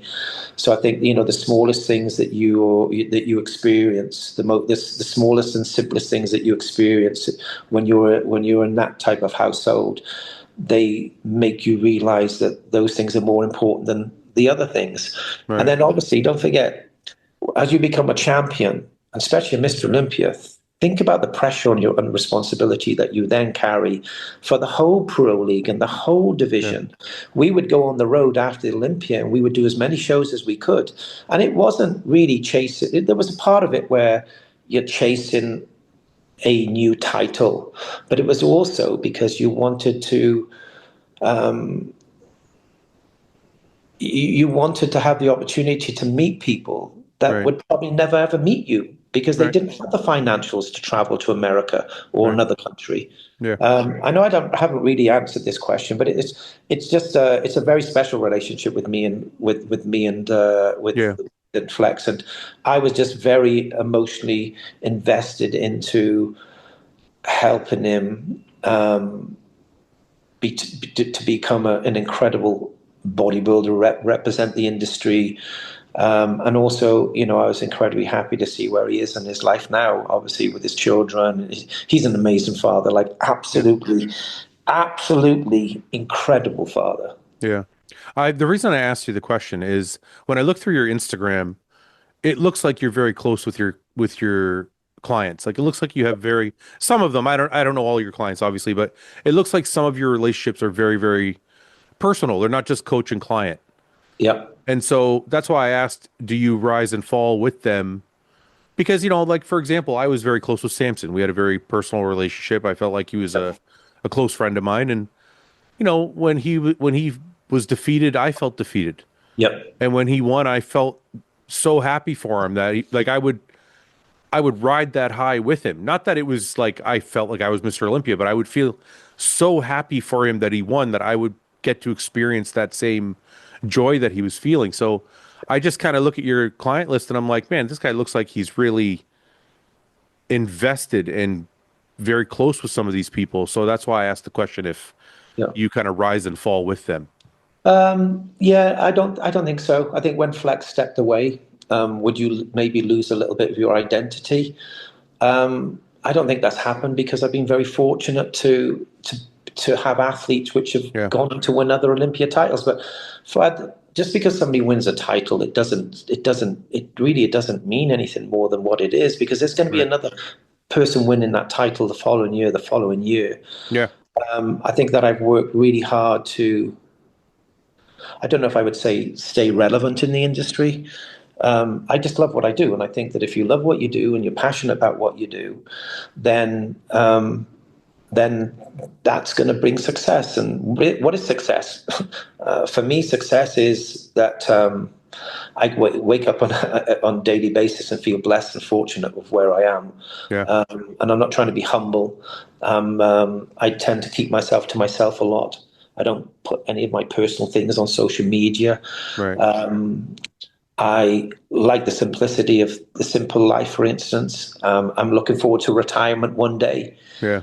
I'm definitely looking forward to retirement one day, but I'm not. But I'm also somebody who would never not be able to work. I would be quite happy having a little coffee shop, just working away in a coffee shop. Meeting people, Yeah. talking people, and then sort of and then maybe spend some time from time to time just looking back and thinking, how lucky have I been to experience certain things, because I've been very, very lucky. Yeah. And I'm sure that you have had some very personal conversations with Samson when there's very few people in the room. Maybe it's a personal conversation of his success, and Yeah. maybe it's tears of a place that wasn't really what you were looking for, right? Yeah. And I think you experience that with most of your clients, even the clients which have not been with you for many, many, many, many years. Most of my athletes have been with me for a long, long, Yeah. long time. Yeah. Cody Drobot from Canada, Yeah. incredible bodybuilder, Yeah. absolutely incredible. And the exciting thing about him, he has the ability to put another 10 pound of muscle in his frame since his last show. Yeah. Crazy, right? Yeah, he's And I think Cody and myself have been working together for 8 or 9 years. yeah. Yeah, and you're also working with Raphael, who's doing the Yeah. Yep. Arnold coming up. There's Cody there.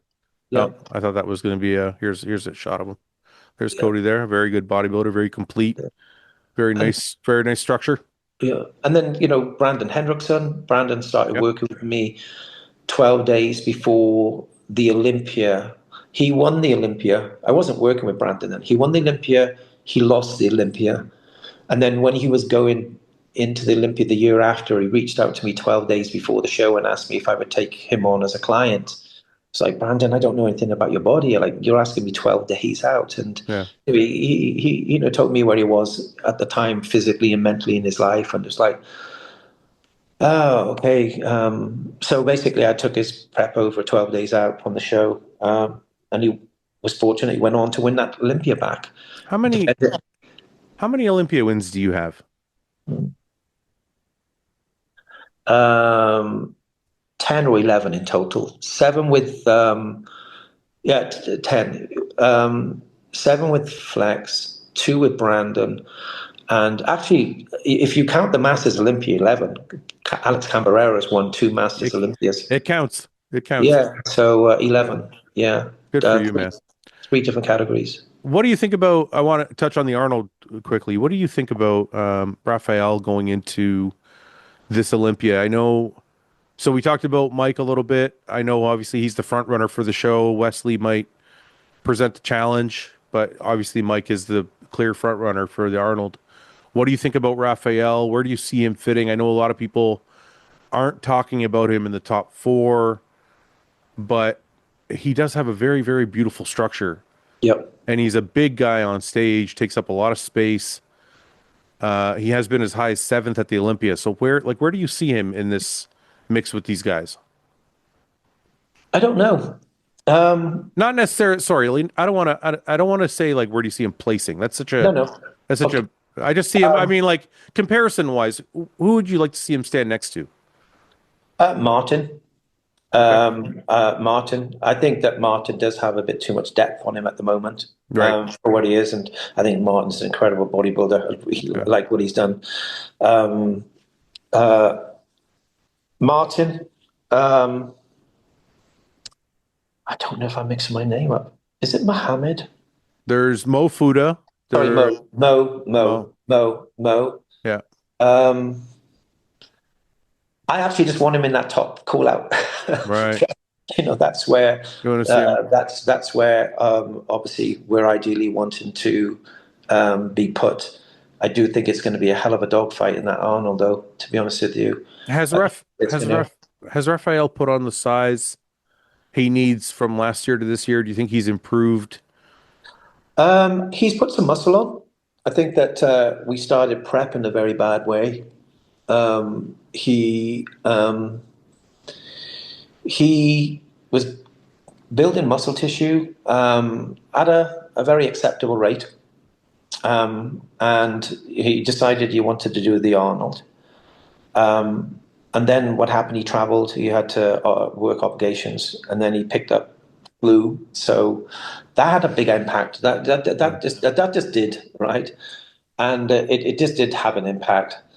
I do feel that Raf was behind on prep, but he's catching up on himself. I saw him on Monday, and I was very, very, very, very happy with the changes that he's made in that timeline. But the same timeline has to continue. So what I mean by that is probably like 8 weeks ago, I said, Half, you look like you look like you're 11, 12 weeks out. Yeah. And then maybe at 7 weeks out, it's like, Half, you look like you're 10, 9 weeks out. And then now when I look at him, it's like, now you look like you're about 6 weeks out, but we've only got 4 weeks. Right. But if you continue to make the same improvements, you're probably going to catch up on yourself. Right. The reason why I'm just being like this is that I'm very transparent. Yeah. People become, like, I could say, like, listen, prep has been perfect with Mike. It's not been Yeah. perfect. Yeah. I'm not saying this because we need attention. I'm not saying this because it's an excuse. I'm not saying this because of any other reason other than the fact that it's important people realize that these athletes are human beings. Yeah. sometimes some things just click and click and click and clicks, and some things they don't. Am I concerned with where Mike is? No. But like I said to him, I will have concerns if your Friday's check-in doesn't show noticeable changes compared to last week. And it's not because I'm concerned he's not doing what he's supposed to be doing. He is. Yeah. But I said his body was fragile, the same as Hafel. It took like 3 weeks to get over Hafel's flu. Lots of workouts missed, a lot of cardio missed. Wasn't able to consume the calories just to maintain his fullness and his muscle size. But things are really clicking now. So I am excited about what I saw on Monday. That's legitimate. Right. But we have to continue to see the same progress. But the trouble is that if you force too hard on that progress, you're going to lose muscle tissue. So Yeah. you've got to be, you understand, it's like you've got to hold on to this. So, step by step. But I'm very happy with what I saw of Hafel on Monday. But there's still a lot more progress which needs to be made with him. Yeah. Yeah. Neil, I want to get your thoughts on a couple other things before we go. I know we've been on for a little while now. What are your thoughts on PMMA? I didn't know too much about this, the whole thing, until like it just came up recently. I don't know if you have a lot of knowledge in it. I don't. I And take my view on it though. that's what I want to know. I'm curious how you feel about, because athletes, now that I know a little bit about it, athletes are going to use it just like their athletes use it. Some athletes use synthol, and athletes, do different things just to look the way they want to look. So where do you stand on this kind of, just in the sport itself? Like, how do you feel about it? um, Probably a little bit emotional about it, to be honest with you, because life isn't always equal and life isn't fair in a lot of cases, right? And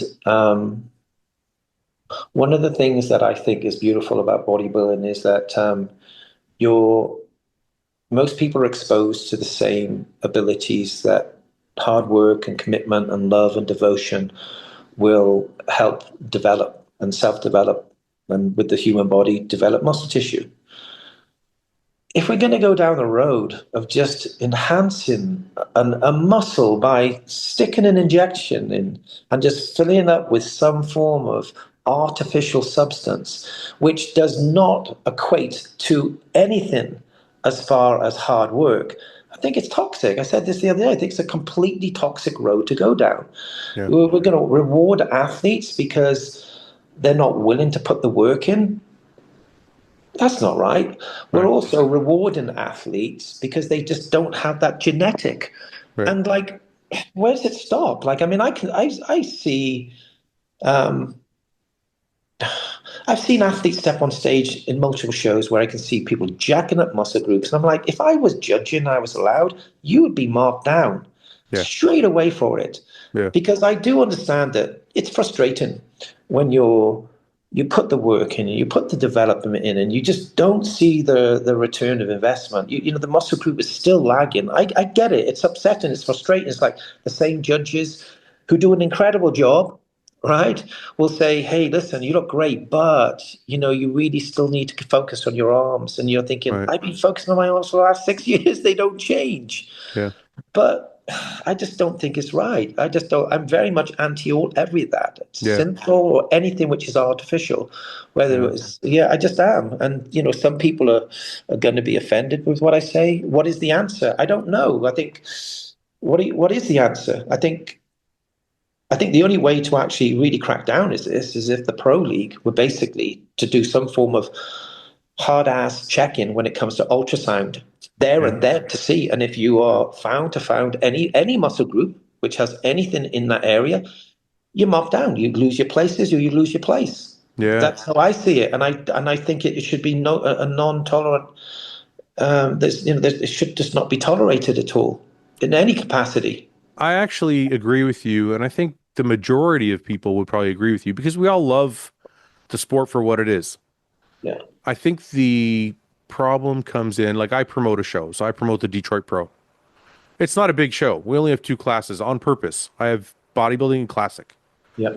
And in my show, I could probably do it because we only have two classes and there's like 10 guys in each class. I could probably ultrasound all 20 of them and it wouldn't hurt the show. Yeah. How do you do that at the Olympia is the Yeah, I problem. know. I Yeah. know. I know. And I don't disagree with you. Like if there was a portable ultrasound, you could run a wand over somebody when they walk off stage. Yeah. I don't know how invasive that is. I don't know if Yeah. that's like an offense of somebody's personal space. I don't know like if they're going to agree to that. I don't know what that is. And I just it would be amazing to be able to do that and find out who's doing what and Yeah. like actually crack down because it's again, this goes to the same conversation of weighing guys just before they walk on stage. Uh-huh. We're getting to like the most level playing field possible Mhm. where genetics matter the most. Mhm. Like your hard work, obviously, but like Yeah. it's going to be your genetics. If you don't have arms, you don't have arms. Yeah. So I agree with you 100%. I just don't like how do they ever do it? Yeah. But then listen, I look at it like this. You're talking about when you look at the events which are pinnacle events. Listen, you may have only put the Detroit show on. This will be your third or fourth show year, right? Third year Yeah, this year. third year. You've already built a very established name and reputation, but part of that is because of your love for bodybuilding. Yeah. Right? That's part of it. People Yes. come because they want to support you. And Right. then people are coming because they see production. Yeah. I've heard what you said in the past about Black Stage, et cetera, right? Yeah. You want to highlight and showcase the best of the athlete Right. and show them for their best, right? Right. If the Olympia doesn't have the money to ultrasound everybody, don't put the Olympia on. It's simple as that. Yeah. And Yeah. and at the end of the day, you say that you're basically stepping into people's privacy. People wouldn't be happy with that. For those people which are not enhancing themselves like that, they would all be probably It's happy true. to come Yeah. forward and say, "Hey, yeah, test me, man, because Yeah. I'm 100% me. Yeah. And there's nothing in me which shouldn't be there." So the Right. only people which are probably going to complain is the actual athletes which are enhancing themselves like that. Right. And I think it should be instant. I don't even think you should be marked down. I think it should be instant disqualification. Yeah. Because how do you say, oh, well, this guy has got his arms jacked up, and this one's got his lats jacked up, and this one's got his shoulders jacked up. He came fourth. Let's give him fifth. No, No, no, no. You can't do that. disqualified. Total disqualification. Yeah. Total disqualification. Keep it Yeah. 100. And then you'll have people say, well, when people are using artificial enhancement, they still have to put the work in. They still have to Yeah. put It's not the same. 100% effort. Yeah. It's not the same. It's Yeah. completely different. Yeah. Yeah. Yeah. Using steroids and just filling in a substance is not the same thing at all. No, it's not. It's Yeah. completely not. Yeah. And Yeah. then, going back to, weighing the athletes on the morning of the show, etc. As I said, for my athletes, most of them would be hurt by it. Yeah. So for me, Fouad, I could say, hey, I don't think it would be good because of this, that, and everything else. I'd love to say, hey, why don't we put an extra 5 or 6 pounds of body weight onto the classic? Let's just keep filling that. Let's add that would work well for my athlete Yeah. or athletes, and that would work well for a lot of the athletes. But for a lot of athletes, it wouldn't work well for. But Yeah. remember, with Mike and some of my other athletes, they were at a different stage a number of years ago. If I go back to the constructive comments that the Pro League have given to Mike, and they've always been super, very transparent, very supportive. It's been consistent. Mike, you've got a great shape. You've got a great shape, balance. You just need that added muscle. You need that density. You need that refinement. You need that, you need that time. Yeah. And we had those 4 years or 5 years to add that muscle and muscle and muscle and muscle. And that's where he is now presently, right? Right. Right. The thing is that, how do you develop beyond that particular point? It's very limited. On a selfish point of view, I'd be like, keep the weigh-ins exactly the same. Don't bring them on the day of the show because selfishly, I want to keep Mike in that division as well as some of my other athletes. But I try to be very neutral. I try neutral, but I don't think it would be fair to height and weight some shows on the morning and some shows which aren't. No. Yeah. That's not the right way to do it. Yeah. And then there's the other argument, which is all based on health and well-being, is if you really want to look after and prioritize the health and the well-being of athletes, you weigh them in and height them 2 days before they step on stage. Yeah. 2 days, because that's the healthiest way to do it. Right. If you want to 100% prioritize, because when weigh-ins take place at night, the night before the show, that's a Yeah, but really sorry, let me interrupt you. Wouldn't it be the healthiest to weigh them the day of the show? Because then they're not going to play any games. Fuad, for the majority of athletes who for the majority of athletes who weigh in, let's just say it was 2 days before a show, most of those are probably stepping on stage roughly the same weight as weigh-ins. So, for Yeah. instance, Flex, 7 years, he weigh in at 211 point something. He'd step on stage at 212. Yeah. People would say he's heavier. He's not. He's the same weight. Yeah. Because by the time you dry out and fill out, it's relatively equal. It just flips. Right? Yeah. Yeah. It's relatively Yeah. equal thereabouts. Yeah. The reason that was so dramatic with Mike last year is because we had to lose so much weight to make weight. Right. Right. So it was a completely different situation.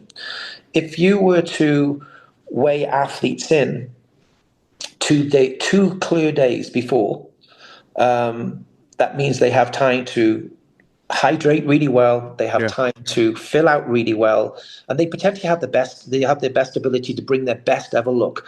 They're probably not going to be a lot more than what they did at weigh-in. They might be just 2 or 3 pounds. Even though Mike's weight increase was dramatic, it was because of the intensive dehydration phase that we had to go through for those 4 days. That would not take place in Right. normal surroundings.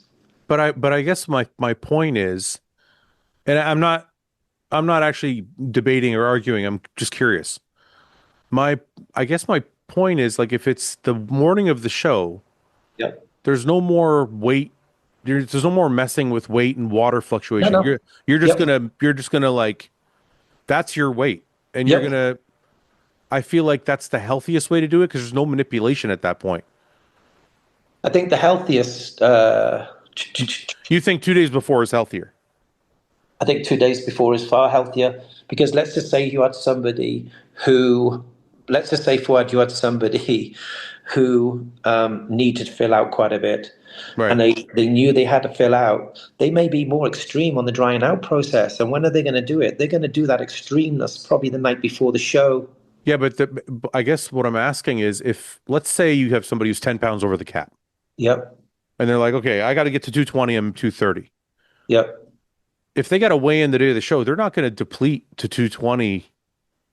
They're going to find a different way to get to 220. They're going to do it earlier in their prep. They're going to come down slower, because if you try to just dehydrate yourself from 230 to 220 the day of the show, you're not going to be able to rehydrate and fill back out. You're just going to end up scrawny on stage. So what Yeah.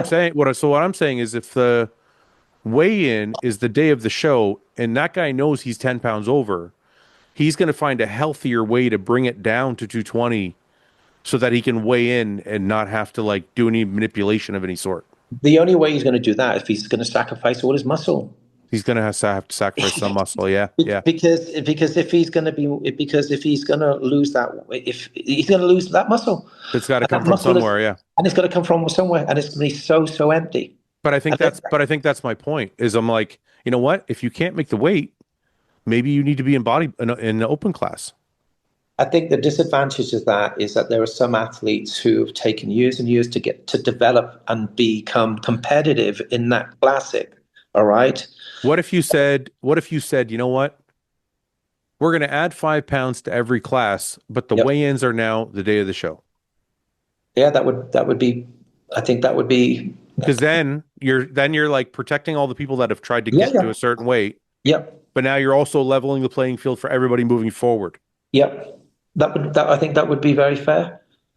And I also feel that the way that the height cap has been set, and this isn't me criticizing the Pro League, because you know what? I've said this so many times and I've defended them. So not even defended them. I'm just passionate and I appreciate and I respect what they do. Doesn't matter what they do. There's always going to be somebody complaining. There's always going to be somebody saying they could do it better. Right. The same as the judging, right? These judges sit on a chair for hours and hours and hours and hours. They give up their time from their loved ones, their partners, their family, their work commitments to sit in front of an audience and critique them Mm, and judge them with their own eye. And even if they appear to have the perfect scores, there's yeah. always going to be somebody criticizing them. Always, right? But I think Neil, like, so I have conversations with Jim or Tyler sometimes, and I really, really respect what they're doing with the Pro League. Yeah.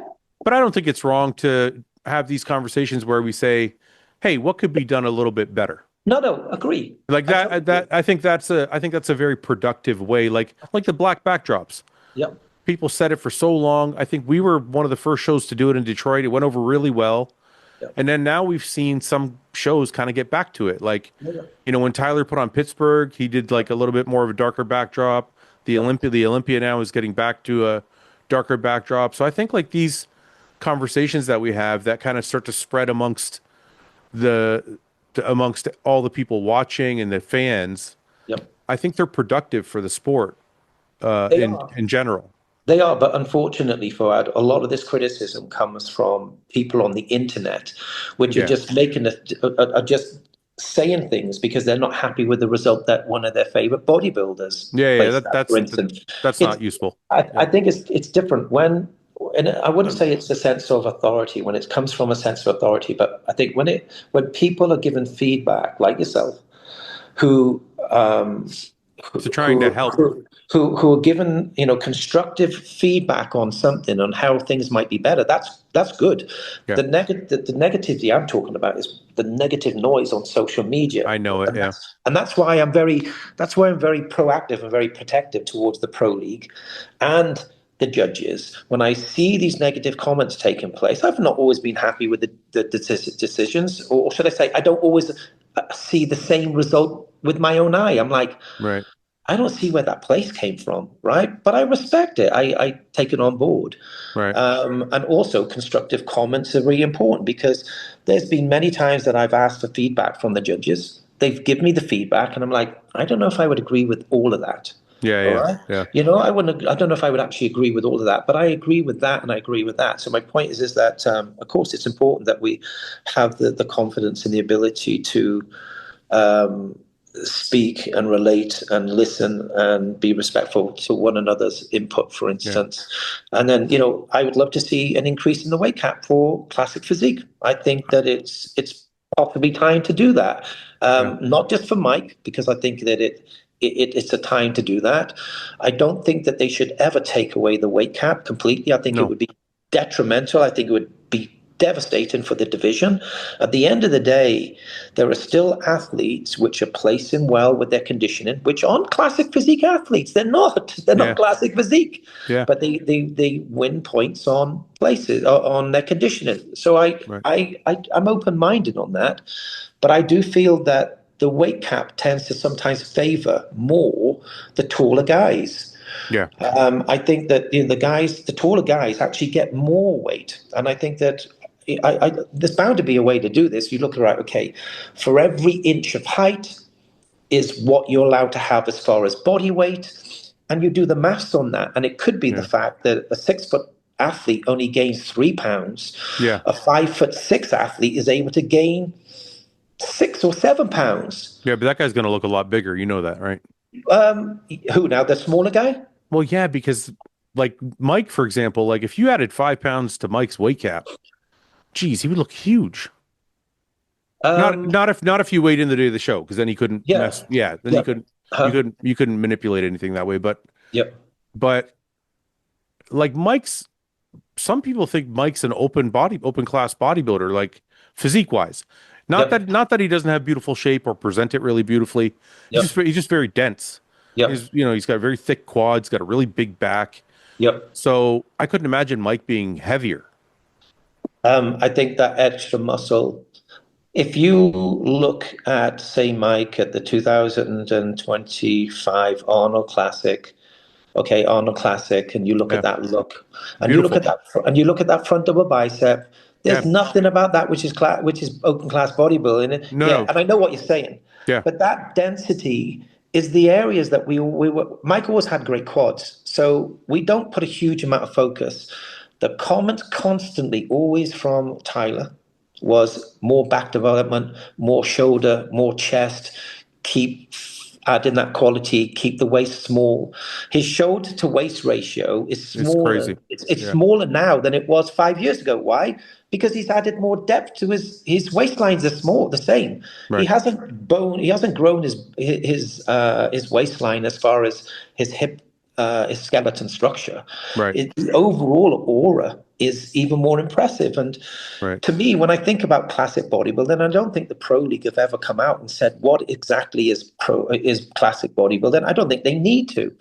But to me, classic bodybuilding is just an absolute beautiful work of art. It's something like a Francis Benfato. Yeah. That to me, like Francis Benfato, you could say Lee Labrada, but Lee's physique was not so as dramatic as Frances Banfato's, but Right. there wasn't a show that Frances ever beat Lee in. Lee was always better because his density and his conditioning was always there. For instance, whereas Frances Right. Banfato was a little bit softer, etc. I think you could even say back in the day, Flex Wheeler was a classic bodybuilder, just this Yeah. beautiful work of Oh art. my So God, to me, amazing. Yeah. amazing to me. So to me, it's like it's wide shoulders, small waist, just flary, complete, full physique. I think when Mike stands, if Mike was to just walk just normal, he doesn't look like a classic physique. No. But as soon as he pulls himself into this position, it's like, where the hell did that Yeah. come from? Yeah. And then when you look at his front upper bicep and his front lat spread, they're just mind blowing. They're Yeah. absolutely beautiful. And Yeah. yes, he has those round, full, dense muscles. But how can you mark somebody down for that Well, when it's been yeah. asked for Yeah. over a period of time? The thing about Mike is you said it perfectly. If he just walking around, you're like, that's an open class bodybuilder. Uh, It's a 212 guy maybe or whatever. The way he presents his physique is what makes it classic almost. yeah, The way he moves on stage looks very classic. He makes his physique look classic. But it's interesting. He's kind of got the physique that could go the other way if he really wanted to. yeah. I think my concern is that, and I've never had the conversation with Tyler or Steve. But both of these have got a very much voices of authority, the same as Bill. Bill, Steve, Tyler, and the other judges. My concern is if I ever put Mike into an open class bodybuilding show, well, are they going to say, well, now you've transitioned into and now you're an open class? It's like, what, we're going to get hurt and penalized because we step into that? No, That's my concern. I don't think so. I mean, if you look at Urs transitioned and No, but I'm on won. about the fact that we did a show and then but we said, look, let's do an open, see how we get on, but we're staying in classic. Oh, but we're going back. I That's see what you're saying. Yeah. Yeah, that's my concern. I don't know. I feel like Tyler's really he's a very progressive type leader, and I don't think it's a little I don't want to say anything about the old guard, but I feel like the pro league is a little bit more like malleable, I guess is what I want to say. Like they're open to new ideas and different things, and I think it would be I don't know, I think people would love it. And I think they also are interested in things that make the fans happy. Yeah. And the fans would I think they would go crazy to see Mike. They always love that. When a 212 guy jumps into open or a classic guy jumps into open, they always love that kind of thing. So that would be really interesting. I'd love to see that, but obviously that's a question for you and Mike. I think that Mike could definitely go into the open division. If I ever took Mike off the stage, I'd probably take him off stage for 18 months. Yeah. Some people would criticize that because Mike's also he's a hyper responder to a certain extent. And I know what he looks like last year's Olympia, when he was quite a few pounds over the weight limit. And 6 weeks out, I thought, I could dry you out. I could dry you out and put you on stage and it would be very impressive.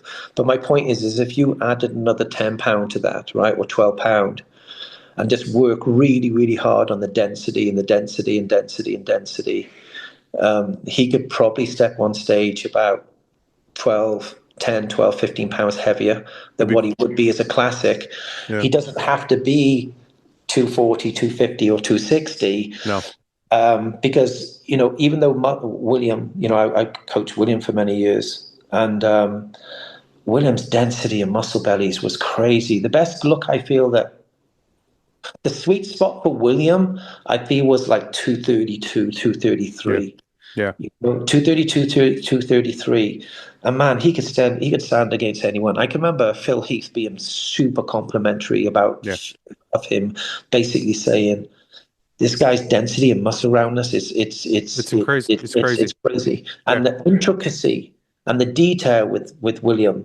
Yeah. And that's another person, like, just crazy finest detail, cleanest Yeah.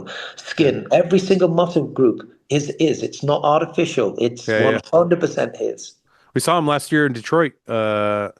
He won Detroit last year, and I know he was bigger, which is strange because people thought, he's, near the end of his career and his Yeah, maybe limbs are getting a little smaller and stuff.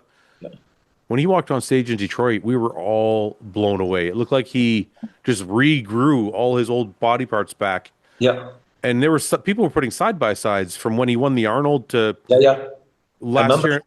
year in Detroit, and it was Yeah, like he looked phenomenal. It was, yeah, yeah, and he's so crazy to see in person. I don't yeah, think nobody will really understand Williams' dimensions yeah, yeah. until you see him in person. It's Yeah. just crazy to see that physique.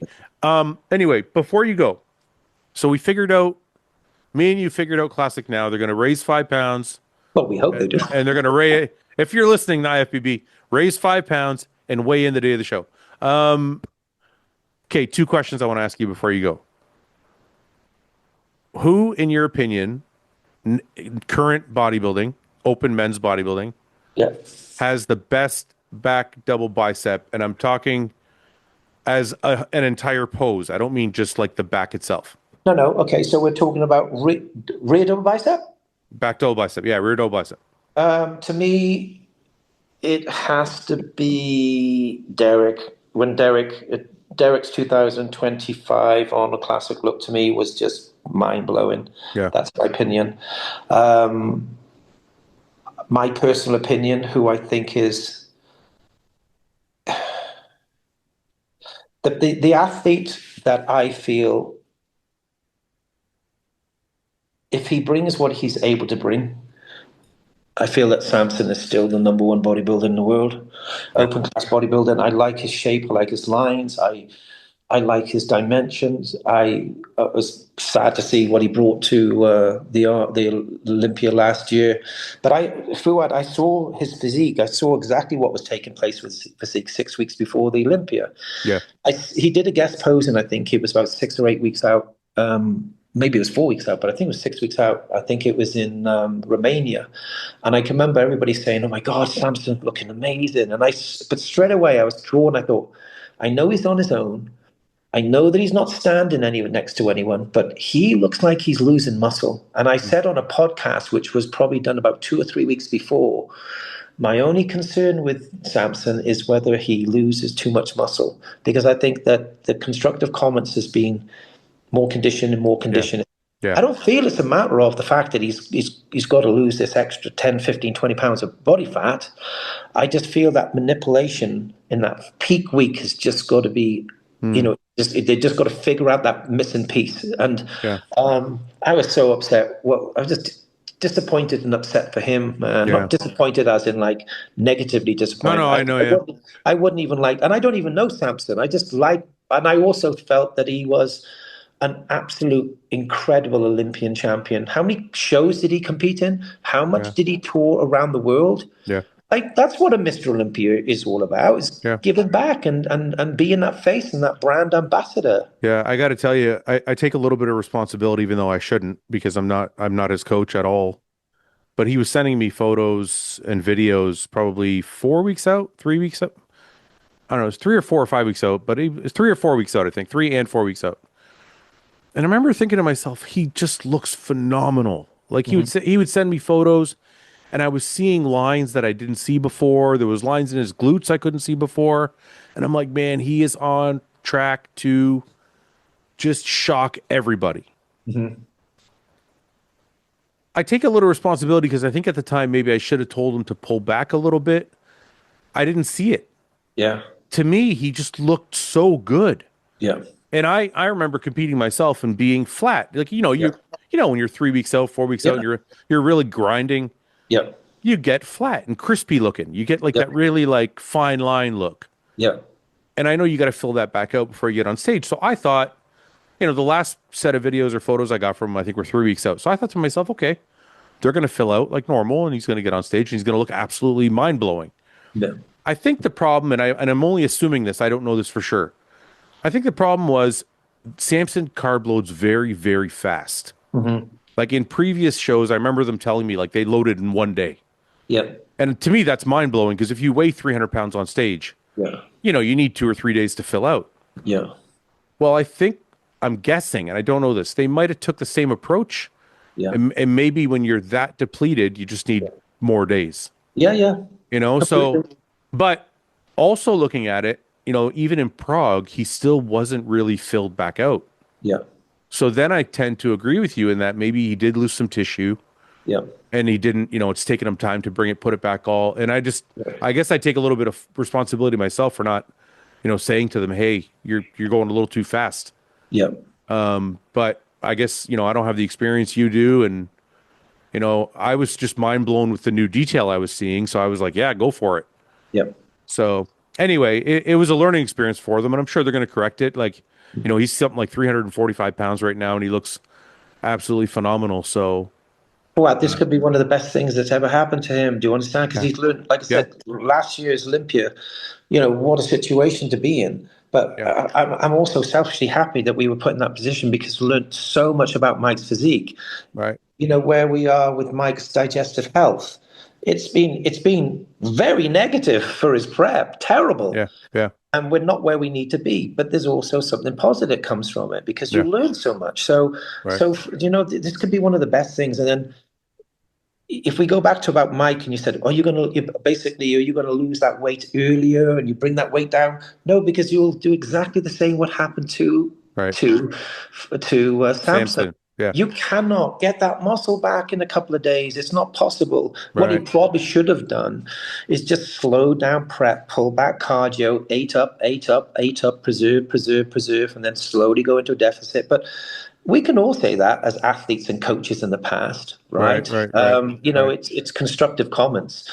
I'm sure that he's going to learn a lot from it, and Yeah, I would love to see him win that title back. I'd like to see Derek win. I'd like to see Hadi win. I would like to see Martin win. I'd like to yeah, see any of these athletes because I have huge respect for every single one of them. right. It's just that with Samson, I just the physique itself is just it I know, flows. It's beautiful, and I like how he's represented the industry. I He do. keeps himself. He stays away from drama. He's very respectful. He's quiet, and I'm sure he's very calculated. I'm sure that he uses his emotional frustration when he sees comments sometimes and puts them to good use. Yeah, And that to me shows the strength of a real and character of a real champion. So yeah, I wish him and obviously his team and all the best. But the same with all the athletes. right, Not just in the Arnold coming up this year, but obviously the Olympia and all the other shows in yeah. 2026. Last question: who is your Mount Rushmore of bodybuilding? I don't even know who that is. Who's that? Mount Rushmore is the. I guess you're from the UK, so I don't know. What is a stupid question, I guess. Mount Rushmore is the. I guess I don't even know what to call it. So in the US, they have Mount Rushmore, which they put the four most important presidents Sorry. Okay. Okay. on Mount Rushmore. So I'm asking Oh. you, if you had to create the Mount Rushmore of bodybuilding, what would that look like? Um, for different reasons, I think. Um, for different reasons. Can I add five or not? No, you can only have four. Arnold, uh, Ronnie, Chris Bumstead. Ooh, interesting. Because what it is I think they all have qualities within, and then it would be a toss up between Dorian and Phil. That's what I want to know. That's a curious. So the Chris Bumstead one is very, very valid. And actually, some other people mentioned it when we had this conversation on my other podcast. Um, Most people went with Ronnie. Ronnie and Arnold were a mainstay. Yep. Phil was in and out. Flex was in and out. Dorian, Jay were in and out. Yep. Not a lot of people on the podcast mentioned Chris, but a lot of people in the comment section Mhm. mentioned Chris. And now that, the more I thought about it, the more I'm like, well, he was really like, if you think about important figures in bodybuilding, Chris kind Mhm. of, I guess, elevated the entire sport in his own way. He brought an entirely new generation into bodybuilding. So I would agree with that, but I need to know between Dorian and Phil because that's a big one. Oh God, it's a tough one. The trouble is that I think that each of these have qualities which can be very different and have the ability to impact people in different ways. I think for me, Dorian's just self belief and doing it his way 100% and staying away from what appeared to be traditional way of life of bodybuilding that stands out to me. And one of the most iconic bodybuilders of all time. So that's why I would say him. And then with Phil, I just think that he oozed everything that bodybuilding was, man. His shape, his structure, his conditioning, his consistency. He could talk. He was just incredible. But then, there's also, Jay. Jay in himself deserves to be on there because between him and Ronnie, they're probably the most liked and respected professionals of all time. So they've all Yeah. contributed into different ways. Man, I kind of know it's a tough one. I'd rather say, do you know what? I'm just going to tap out and be a loser on this one because it's not about the fact that I feel like I would be disrespectful to one because they each have their own qualities. I feel that I just can't because whoever I decide, I'll be going back in the back of my mind, back of my mind, back of my mind, back of my mind, and Right. I can't. So I'm going to say I'm sorry, but I'm going to bow out. Okay. I'm going to put the white flag out. Okay, that's fair. Neil, you know what, man? I had a great time talking to you. It was really nice to finally get to really like talk some bodybuilding. I wish you and your guys at the Arnold. I don't know who else are you coaching? You got Mike and Braff Mike Graff and Brandon and Hendrickson. Brandon. Yep. Brandon's got such a nice physique. You know Yeah. what? Good luck to you with three of them. They're all awesome champions, so I'm sure you guys are all going to do well and take some hardware home. But I hope we get to do this again sometime. I appreciate it. And I remember many of the conversation we've had in expos. We Yeah, spoke quite a few times at expos, and it's really good to see what you're doing. yeah. And we don't really know each other, Fouad, but just know I am proud of people. It's great to see people progress in the industry and give back, but also stay relevant. And you've done that, and you're very much respected around the world. So good Thank luck you. with everything, and hopefully I get the chance to speak to you, in the future. Thank you very much, Neil. Okay, Thank you take again. care. Thank you Okay. so much. Okay. Bye bye. Bye bye.